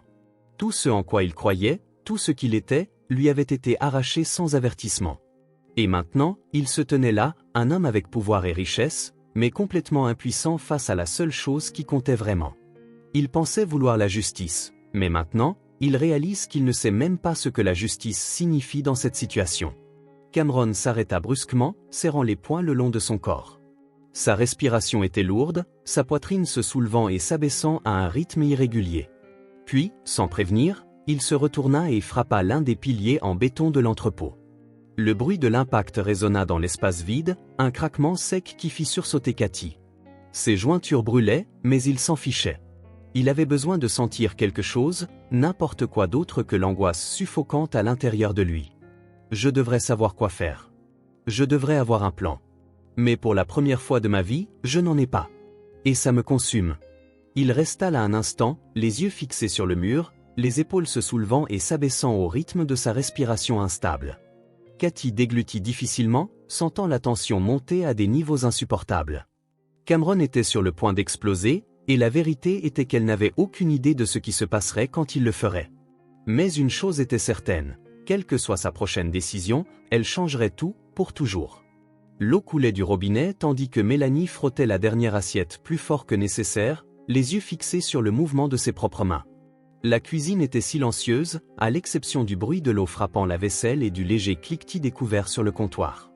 Nathan était assis à table, faisant tourner un verre vide entre ses doigts, son expression lourde. Le dîner était terminé, mais le poids de la visite inattendue persistait dans l'air. Depuis que cet homme était apparu à la porte, quelque chose avait changé. La maison, qui avait toujours été un refuge de routine et de prévisibilité, semblait maintenant différente, comme si un intrus avait laissé une marque invisible, impossible à ignorer. Nathan leva les yeux vers sa mère et remarqua qu'elle semblait distante, perdue dans ses pensées. « Mère, ça va ?» Mélanie cligna des yeux plusieurs fois, comme si elle sortait d'une transe. Elle ferma le robinet, s'essuya les mains sur son tablier et fit face à son fils, forçant un sourire qui était loin d'être convaincant. « Je vais bien. Je pensais juste, cet homme, il semblait étrange. Comme s'il voulait dire quelque chose mais ne pouvait pas. » Nathan fronça les sourcils, croisant les bras en se penchant en arrière sur sa chaise. Il avait ressenti la même chose. La présence de cet étranger n'était pas une simple visite. La façon dont il les avait observés, la façon dont il avait hésité avant de partir, la façon dont sa voix portait quelque chose de non dit. C'était comme s'il y avait un secret entre eux, un secret qui flottait dans l'air sans être nommé. J'ai ressenti la même chose. Il n'est pas venu ici par hasard. Mais si c'est vrai, alors pourquoi est-il parti sans rien dire? Mélanie soupira, posant ses mains sur l'évier tout en regardant par la fenêtre la rue sombre. Elle sentait une oppression dans sa poitrine qu'elle ne pouvait expliquer. Elle ne connaissait pas cet homme, elle ne l'avait jamais vu auparavant, mais il y avait quelque chose en lui qui la troublait, quelque chose de familier et pourtant distant à la fois. C'était irrationnel, mais elle ne pouvait se défaire du sentiment que cette histoire était loin d'être terminée. Dans l'entrepôt abandonné, le silence était une force oppressante, se propageant dans chaque recoin sombre comme une ombre invisible. Cathy était assise, immobile sur la chaise, les poignets à vif à cause des cordes serrées, sa peau rougie par le frottement. Sa respiration était inégale, et tout son corps était tendu, à l'affût de chaque mouvement de Cameron qui faisait les 100 pas comme un animal en cage. Les hommes en costume noir restaient immobiles, attendant le moindre ordre, mais la tension dans l'air était presque suffocante. Cameron se passa les mains dans les cheveux, son esprit s'effilochant à chaque pas qui résonnait dans l'espace vide. Il y est allé. Il a vu. Mais il n'a pas pu dire la vérité. Qu'est-ce que cela signifie pour lui?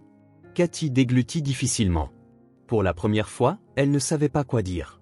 Cameron se battait contre lui-même, sa colère, sa frustration, la douleur d'un homme dont toute la vie avait été démantelée sous ses yeux.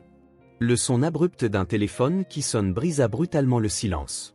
La sonnerie résonna dans l'entrepôt, se répercutant sur les murs humides et sales, faisant sursauter instinctivement Cathy. L'un des hommes en costume noir fouilla dans sa poche et sortit l'appareil, jetant un coup d'œil à l'écran un instant avant de froncer les sourcils. Il hésita, puis s'avança vers Cameron, lui tendant le téléphone avec une prudence presque craintive. « Monsieur, c'est votre mère. » Cameron se figea au milieu de son pas, tout son corps se tendant. C'était comme si l'air lui avait été arraché des poumons d'un seul coup. Lentement, il tendit la main et prit le téléphone, sentant la vibration contre sa peau. Le nom brillait sur l'écran comme une lame plantée dans sa poitrine. Diane. Sa mère. Ou du moins, la femme qu'il avait cru être sa mère toute sa vie. Le téléphone continua de sonner, chaque vibration martelant son esprit comme un rappel cruel de tout ce qui avait changé. Il resta là, immobile, fixant le nom comme si c'était quelque chose qu'il ne reconnaissait plus. La sonnerie s'arrêta. Une seconde, Cameron crut que c'était fini. Mais le téléphone sonna de nouveau. Cathy, toujours ligotée, remarqua la tension dans son corps, la façon dont ses doigts serraient le téléphone, la façon dont sa mâchoire se crispait. Il se battait contre quelque chose à l'intérieur de lui, quelque chose de bien plus grand que quiconque ici ne pourrait comprendre. Réponds ou ignore. Mais dans les deux cas, cet appel signifie qu'elle sent que quelque chose ne va pas. Le téléphone continua de vibrer dans sa main, le son devenant insupportable, un rappel constant de la vérité qu'il ne voulait pas affronter. D'un mouvement soudain et furieux, Cameron projeta le téléphone contre le mur, à quelques centimètres de Cathy. L'impact fut brutal. L'appareil se brisa, des morceaux s'éparpillant sur le sol en béton, et le fracas résonna dans l'entrepôt. Cathy sursauta sur sa chaise, le cœur battant à tout rompre sous le choc, les yeux écarquillés. Cameron se tenait là, la poitrine se soulevant et s'abaissant de manière erratique, les mains tremblant de pure frustration. Il avait l'impression de tout perdre en même temps, comme si chaque certitude lui glissait entre les doigts avant qu'il ne puisse les saisir. Il fixa les morceaux brisés du téléphone, son esprit tournant, sa vision brouillée par le poids du moment. Sa voix sortit rauque, presque un murmure. C'était Diane. La femme qui m'a élevé. Mais maintenant, je ne sais même plus si je peux encore l'appeler comme ça. Cathy baissa la tête, les yeux humides, la gorge serrée. Pour la première fois, elle réalisa l'étendue de la douleur qu'elle avait causée. Ce n'était pas juste un échange de bébés, ce n'était pas juste une vengeance. C'était la destruction complète de l'identité d'un homme qui n'avait jamais eu le choix. Cameron se passa les mains dans les cheveux, sentant son corps se tendre, sa colère se mêlant à l'épuisement et à la frustration. Il s'éloigna lentement, les yeux toujours fixés sur le sol, essayant de trouver une réponse à tout. Mais plus rien n'avait de sens. Et pour la première fois, il ne savait pas si ce serait jamais le cas. Le soleil commençait à se lever à l'horizon lorsque Cameron cessa enfin de faire les 100 pas à l'intérieur de l'entrepôt. Son corps était épuisé, son esprit en plein chaos, mais il savait qu'il ne pouvait plus retarder l'inévitable.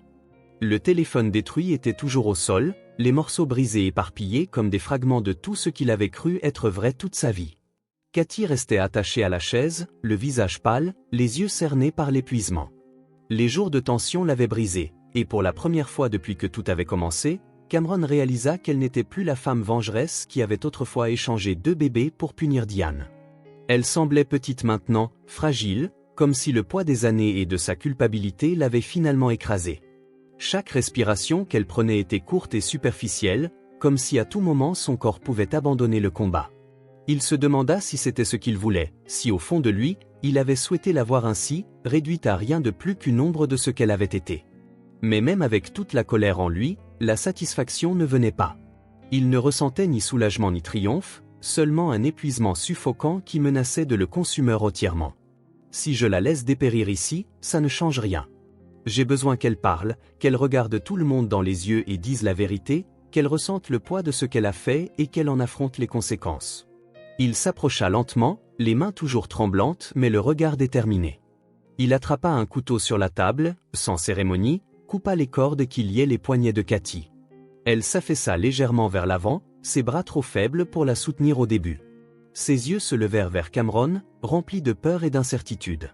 Il recula d'un pas, croisant les bras, observant chacun de ses mouvements. Il voulait voir sa réaction, comprendre si, au fond, elle avait encore la force de maintenir le mensonge ou si elle avait déjà été vaincue par le poids de ses propres choix. Cathy cligna des yeux plusieurs fois, les lèvres légèrement entr'ouvertes, comme si elle voulait dire quelque chose mais manquait de force pour produire le moindre mot. Elle porta ses mains à ses poignets, frottant la peau endolorie où les cordes l'avaient pressée, sentant le sang circuler à nouveau lentement. Ses doigts étaient engourdis, comme s'ils appartenaient à quelqu'un d'autre. « Vous allez vous lever maintenant. Mais ne pensez pas que vous êtes libre. Il y a encore quelque chose à faire. » Cathy mit quelques secondes à comprendre. Pour la première fois depuis qu'elle avait été amenée ici, elle n'était plus attachée. Ses mains tremblaient, la peau de ses poignets rouges et meurtris d'avoir été liée si longtemps. Elle massa lentement ses doigts, sentant le picotement alors que le flux sanguin revenait. Elle regarda Cameron, essayant de déchiffrer ses intentions. Son visage était rigide, mais sa respiration inégale, signe clair qu'il était lui aussi au bord de quelque chose qu'elle ne pouvait pas encore nommer. Il ressemblait moins à un homme puissant qu'à quelqu'un de complètement détruit par quelque chose qu'il n'avait jamais pu contrôler. « Que voulez-vous maintenant ? Si vous alliez me tuer, vous l'auriez déjà fait. Alors pourquoi me laissez-vous partir ?» Cameron pencha légèrement la tête, l'épuisement visible sur son visage. Il savait que Cathy n'était pas en état de fuir, et même si c'était le cas, il n'y avait nulle part où aller. Ce qui allait se passer n'était pas une question de choix, c'était inévitable. Il devait clore ce chapitre, il devait finir ce qu'il avait commencé, mais pas de la manière qu'il avait initialement prévu. Quelque chose en lui avait changé depuis qu'il avait vu Mélanie et Nathan, depuis qu'il avait réalisé que ce n'était pas seulement son histoire qui était en jeu, mais les vies de tous ceux qui avaient été affectés par cet échange. Parce que je veux que vous disiez la vérité. Mais pas à moi. À tout le monde. À Diane, à Mélanie, à Nathan. Entendre le nom du jeune homme fit se serrer la poitrine de Cathy. Pendant tant d'années, elle avait maintenu ce mensonge, croyant rendre la justice, croyant que Diane méritait de ressentir la douleur de la perte. Mais maintenant, voyant la destruction qu'elle avait causée, elle n'était plus sûre de rien. Cameron la fixa sans ciller, attendant une réponse qu'elle ne pouvait pas donner. Il n'y avait aucune justification assez forte pour ce qu'elle avait fait, aucune explication qui pourrait tout réparer. Elle prit une profonde inspiration, sentant son corps faiblir. « Vous voulez que je les affronte ? Que je regarde dans les yeux les personnes que j'ai détruites et que je confesse tout ?» Cameron hocha lentement la tête, ses yeux froids comme la pierre. « Exactement. Ce soir, au manoir. Je rassemble tout le monde et vous parlerez. Vous leur direz ce que vous avez fait, et cette fois, il n'y aura aucun moyen d'échapper. » Cathy sentit son estomac se tordre. Elle savait que ce moment viendrait, mais maintenant qu'il était là, tout semblait pire. Elle se leva lentement, les jambes instables. Elle n'avait pas le choix. Il n'y avait plus d'échappatoire. Pendant des années, elle s'était convaincue qu'elle faisait ce qu'il fallait, qu'elle corrigeait une injustice. Mais maintenant, elle n'était plus sûre de rien. Mélanie et Nathan méritaient-ils de connaître la vérité ? Cameron méritait-il de tout perdre ? Diane méritait-elle de porter cette douleur ? Elle ne connaissait plus la réponse. Et s'il ne m'écoute pas ? S'il ne me croit pas ? Cameron laissa échapper un rire bref et sans humour, détournant brièvement le regard. Ce n'est pas mon problème. Ce qui compte, c'est que la vérité soit dite. Le reste, eh bien, le reste, ce ne sont que des conséquences. De l'autre côté de la ville, Mélanie et Nathan finissaient leur petit déjeuner lorsqu'une enveloppe fut glissée sous la porte. Nathan fronça les sourcils, ramassant le papier et l'ouvrant avec précaution. À l'intérieur se trouvait une invitation formelle pour un dîner au manoir des Pierce. Il échangea un regard confus avec sa mère. Ça doit être une erreur. Pourquoi un millionnaire nous inviterait-il à dîner? Mélanie prit l'invitation, ses mains tremblant légèrement. Quelque chose en elle lui disait que ce n'était pas une simple erreur. Elle se souvint de l'homme qui était apparu à leur porte la veille, de la façon étrange dont il les avait regardés, elle et Nathan, comme s'il avait quelque chose à dire mais ne le pouvait pas. Son cœur commença à s'emballer, un malaise grandissant en elle. Nathan, je pense que ce dîner a quelque chose à voir avec cet homme. Quelque chose me dit que nous devons y aller. Nathan plissa les yeux, toujours sceptique. Tu es sûr? Je n'aime pas ça. On dirait un piège. Mélanie prit une profonde inspiration, sentant que sa vie était sur le point de changer. Si c'est un piège, alors nous devons découvrir de quoi il s'agit. Si nous n'y allons pas, nous ne le saurons jamais. Au manoir des Pierce, Cameron se versa un verre de whisky tout en regardant les préparatifs du dîner de ce soir. Le personnel s'affairait, s'assurant que chaque détail était parfait, dressant une table impeccable, ignorant complètement que ce soir n'était pas un événement comme les autres. Ce soir, c'était la nuit où tous les mensonges seraient exposés. Diane apparut à la porte de la salle à manger, les bras croisés, observant son fils d'un regard vigilant. Un dîner spécial? Et qui sont les invités, Cameron? Il fit tourner le verre entre ses doigts, son expression illisible. Tu le sauras au bon moment. Mais sois prête, car ce soir va tout changer. Diane fronça les sourcils, un frisson parcourant son échine. Quelque chose se passait, quelque chose qu'elle ne pouvait pas prédire. Mais une chose était sûre, ce soir ne serait pas comme les autres. Et pour la première fois depuis des années, elle eut peur de ce qui allait arriver.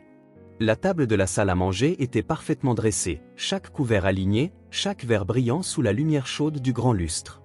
L'arôme subtil des plats fraîchement servis flottait dans l'air, mais personne ne semblait disposé à manger. Le silence régnait, pesant sur chacun comme un poids invisible. Diane, assise en bout de table, maintenait un sourire poli, mais ses yeux étudiaient chaque détail avec méfiance. Quelque chose n'allait pas. L'invitation inattendue, la formalité exagérée, la présence de Cathy qui n'aurait pas dû être là. Diane pouvait sentir le poids de la soirée comme si elle était sur le point d'assister à une pièce de théâtre dont la fin était déjà écrite, mais dont elle ne connaissait pas encore le rôle. Pourquoi Cameron a-t-il insisté pour ce dîner? Et pourquoi cette femme est-elle ici? Cela n'a aucun sens. Mélanie et Nathan semblaient visiblement mal à l'aise. Mélanie gardait ses mains jointes sur ses genoux, les doigts entrelacés comme si c'était la seule chose qui l'ancrait. Nathan, à côté d'elle, observait tout d'un regard prudent, méfiant. Le lustre en cristal, les tableaux au mur, les immenses fenêtres reflétant les vastes jardins à l'extérieur, rien dans cette maison n'appartenait à leur monde. La richesse qui les entourait semblait écrasante, un rappel cruel de la distance entre leurs réalités. Nathan ajusta sa posture sur sa chaise, se sentant soudain plus petit, comme une pièce mal placée dans un puzzle. Je ne devrais pas être ici. Je n'appartiens pas à cet endroit. Cameron entra dans la pièce d'un pas ferme, sa présence dominant immédiatement l'espace. Il n'arborait pas son expression composée habituelle, ni ne portait cet air de supériorité qu'il affichait souvent. Il y avait quelque chose de différent en lui ce soir-là, quelque chose de plus sombre, de plus lourd.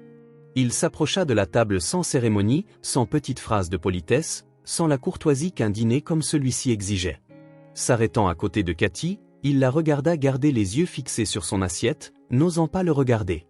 Il prit une profonde inspiration avant de parler, sa voix basse mais portant un poids qui fit se raidir tout le monde sur sa chaise. Cathy, raconte-leur. Raconte-leur tout. La tension dans la pièce devint insupportable. Diane fronça les sourcils, regardant de Cameron à Cathy, confuse.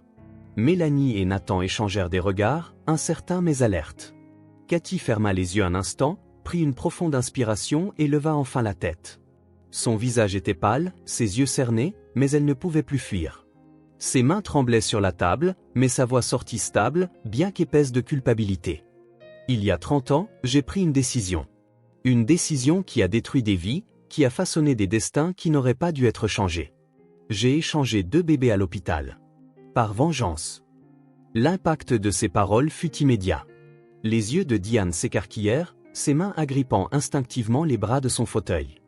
Mélanie devint pâle, le sang quittant son visage, tandis que Nathan fixait Cathy, essayant de comprendre ce que cela signifiait. Le silence dans la pièce était si profond que l'on pouvait entendre le tic-tac lointain d'une horloge quelque part dans le manoir. Cathy déglutit difficilement, sentant leur regard lui transpercer l'âme. Elle continua, « Je l'ai fait parce que je voulais punir Diane. Parce que je voulais qu'elle ressente la douleur de perdre un enfant. Mais je n'ai jamais pensé à ce que cela ferait aux garçons eux-mêmes. Je n'ai jamais pensé que ma vengeance ne la blesserait pas seulement elle, mais aussi vous. » Diane se leva brusquement, sa chaise raclant contre le sol en marbre. Sa respiration était instable, son expression brisée par la révélation. Elle regarda Cameron comme si elle réalisait seulement maintenant ce que cela signifiait vraiment. Son regard vacilla entre lui et Nathan, et pour la première fois de sa vie, elle ne savait pas qui était son fils. « Cameron, mon Dieu, tu savais ça? Depuis combien de temps ?» Cameron soutint son regard, ses yeux remplis de quelque chose que Diane ne pouvait déchiffrer. Il ne répondit pas immédiatement. Il sentit sa question le frapper comme un coup de poing. Comment pouvait-il expliquer, comment pouvait-il mettre en mots qu'il avait passé des jours à lutter contre cette vérité, à essayer de comprendre sa propre place dans le monde après tout ça? Mais il n'avait pas le choix. Et sa réponse vint, nette et directe. « Je l'ai découvert récemment. Et j'ai gardé Cathy enfermée jusqu'à ce qu'elle me dise tout. » Le choc dans les yeux de Diane se transforma en horreur. Elle porta une main à sa poitrine, sentant son souffle lui manquer. Le fils qu'elle avait élevé, l'homme qu'elle aimait comme son propre sang, avait kidnappé une femme. Il avait pris des mesures extrêmes pour découvrir une vérité qu'elle-même n'avait jamais connue. « Tu l'as gardé enfermée? Cameron, qu'as-tu fait ?» Cathy leva une main, comme pour demander la parole, comme pour tenter de le décharger de toute culpabilité. « C'était ma faute. Il voulait seulement des réponses. J'ai détruit sa vie. Il avait besoin de connaître la vérité. » Mais la vérité, prononcée là, dans cette luxueuse salle à manger, n'apporta aucun soulagement. Elle n'apporta qu'un vide écrasant. Nathan sentit son estomac se nouer, sentit quelque chose se briser en lui. Il avait passé toute sa vie à ignorer qu'il aurait dû grandir ici, à ignorer qu'en réalité, il appartenait à ce monde qui lui avait toujours semblé si distant. Il regarda Mélanie, sa mère, la femme qu'il avait élevée sans jamais imaginer qu'elle élevait l'enfant de quelqu'un d'autre. Mélanie lui serra la main, comme si elle avait peur de le perdre à cet instant. « Mon fils? Mon Dieu, mon fils ?» La nuit se déroula dans le chaos, les questions, les larmes et un lourd silence entre des mots vifs. Quand le dîner se termina, tout le monde partit, secoué. Mélanie et Nathan sortirent du manoir, incertains de la manière de digérer ce qu'ils venaient d'apprendre. Diane monta les escaliers sans dire un mot, le corps rigide, l'esprit ailleurs.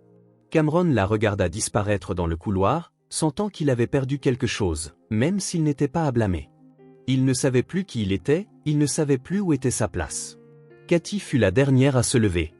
Elle s'arrêta à la porte, regarda Cameron, et pendant un long moment, ils se contentèrent de se regarder. L'homme dont la vie avait été détruite et la femme qui en était la cause. Cathy déglutit difficilement, les yeux remplis de larmes, puis sa voix sortit en un murmure, « Pardonnez-moi ». Cameron ne répondit pas tout de suite. Son regard n'était plus rempli de haine, il était rempli d'épuisement. L'épuisement d'un homme qui ne savait plus comment avancer. Finalement, il prit une profonde inspiration et murmura, « Je vous pardonne. Mais je ne sais pas comment pardonner tout ça. » Cathy hocha la tête, baissant la tête, et quitta le manoir sans se retourner. Cameron resta seul dans la salle à manger, fixant la table vide, les assiettes non touchées, les verres contenant encore du vin, comme si le dîner n'avait jamais eu lieu. Mais il avait eu lieu. Et rien ne semblait résolu. Le silence dans le manoir de Cameron devint une présence constante dans les jours qui suivirent le dîner. Le poids de la révélation ne s'était pas estompé, il s'était simplement installé dans les recoins de la maison comme un spectre invisible que tout le monde sentait mais que personne n'osait mentionner. Les nuits étaient longues, les couloirs semblaient plus grands, et le vide qui n'avait jamais été là auparavant était maintenant impossible à ignorer. Diane passait plus de temps seule, réfléchissant à ce qu'elle avait perdu et à ce qu'elle pouvait encore sauver. Cameron observait tout à distance, sans intervenir, ne sachant pas exactement où il se situait maintenant que la vérité avait été exposée. La vie qu'il avait connue avait été démantelée sous ses yeux, et pourtant, rien n'avait de sens. J'ai vécu un mensonge, mais c'était un mensonge confortable. Maintenant, j'ai la vérité, mais qu'est-ce que j'en fais?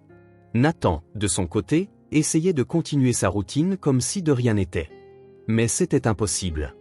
Chaque fois qu'il passait devant un miroir, il voyait quelqu'un qu'il ne reconnaissait pas entièrement.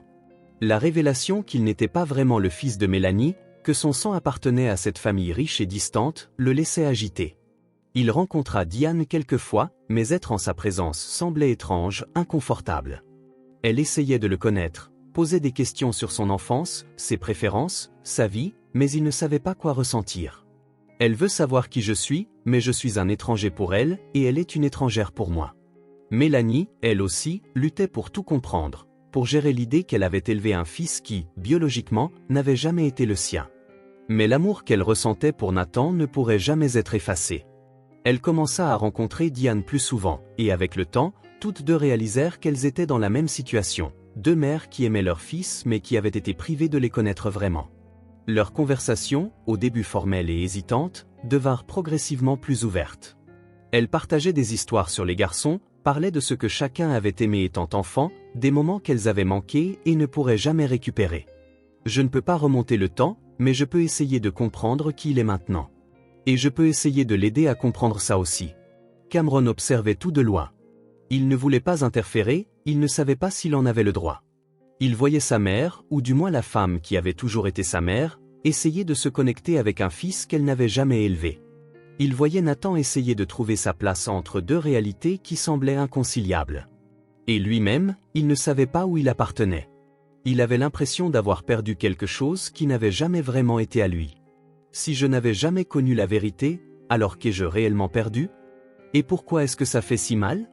Pendant que tout cela se déroulait, Cathy restait à distance. Elle ne cherchait personne, n'essayait pas de se rapprocher. Elle avait avoué, avait exposé la vérité, mais elle savait que cela ne signifiait pas la rédemption. Elle avait beaucoup changé au fil des ans, mais elle ne savait pas si le pardon qu'elle avait reçu de Cameron cette nuit-là était suffisant. Plus encore, elle ne savait pas si elle le méritait.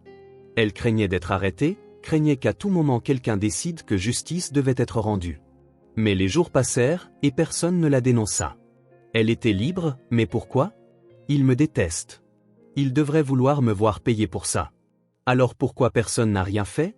Cameron passa des nuits blanches dans son bureau, réfléchissant à son enfance. Il se souvenait de Diane, toujours à ses côtés, des nuits où elle s'était occupée de lui quand il était malade, des moments où elle l'avait tenu dans ses bras en lui assurant que tout irait bien, des fois où il avait échoué et où elle l'avait soutenu sans hésiter. Pendant des années, il n'avait jamais remis en question sa place dans le monde, car Diane avait toujours été là, lui donnant tout ce dont il avait besoin pour devenir l'homme qu'il était. La vérité était que le sang ne changeait rien à cela. Une mère est celle qui élève un enfant. Il comprit enfin que si elle n'est pas ma mère, alors pourquoi ai-je toujours l'impression de tout lui devoir? Un jour, après mûre réflexion, Cameron prit une décision. Il rassembla tout le monde, Diane, Mélanie, Nathan et Cathy. Ils se retrouvèrent de nouveau au manoir, mais cette fois, il n'y avait pas de dîner formel, pas de table élégamment dressée, seulement des chaises disposées dans une pièce calme où chaque personne portait sa propre incertitude quant à ce qui allait se passer. Cameron se leva et prit une profonde inspiration avant de parler. J'ai passé les derniers jours à essayer de comprendre comment avancer, à essayer de trouver une réponse à tout ça. Mais j'ai réalisé qu'il n'y a pas de réponse parfaite. Alors je suis ici pour proposer quelque chose de différent. Tout le monde le regarda en silence, attendant. Il regarda Diane, puis Mélanie, et enfin Nathan. Nous ne pouvons pas effacer ce qui s'est passé. Nous ne pouvons pas prétendre que cela ne nous a pas affectés. Mais peut-être que nous pouvons trouver un nouveau chemin. Nous pouvons nous voir plus souvent, nous pouvons essayer de construire des liens. Pas pour réparer le passé, mais pour créer quelque chose pour l'avenir. Mélanie et Diane échangèrent des regards. Cathy baissa la tête, sentant le poids de ses mots. Nathan resta immobile, traitant encore tout. Un instant, personne ne répondit. Cameron sentit sa poitrine se serrer, sentit qu'il avait peut-être fait une erreur en essayant de faire ce pas. Mais ensuite, Diane prit une profonde inspiration et fit un petit signe de tête. Je ne sais pas comment faire ça, mais je pense que je suis prête à essayer. Mélanie regarda son fils, son expression incertaine mais pleine d'amour. Si tu le veux, Nathan, peut-être que nous pouvons voir où cela nous mène. Nathan leva enfin les yeux, son cœur battant la chamade. Il n'était pas sûr de ce qu'il voulait, mais une partie de lui savait que s'il n'essayait pas, il ne le saurait jamais. Il déglutit difficilement et hocha la tête à son tour.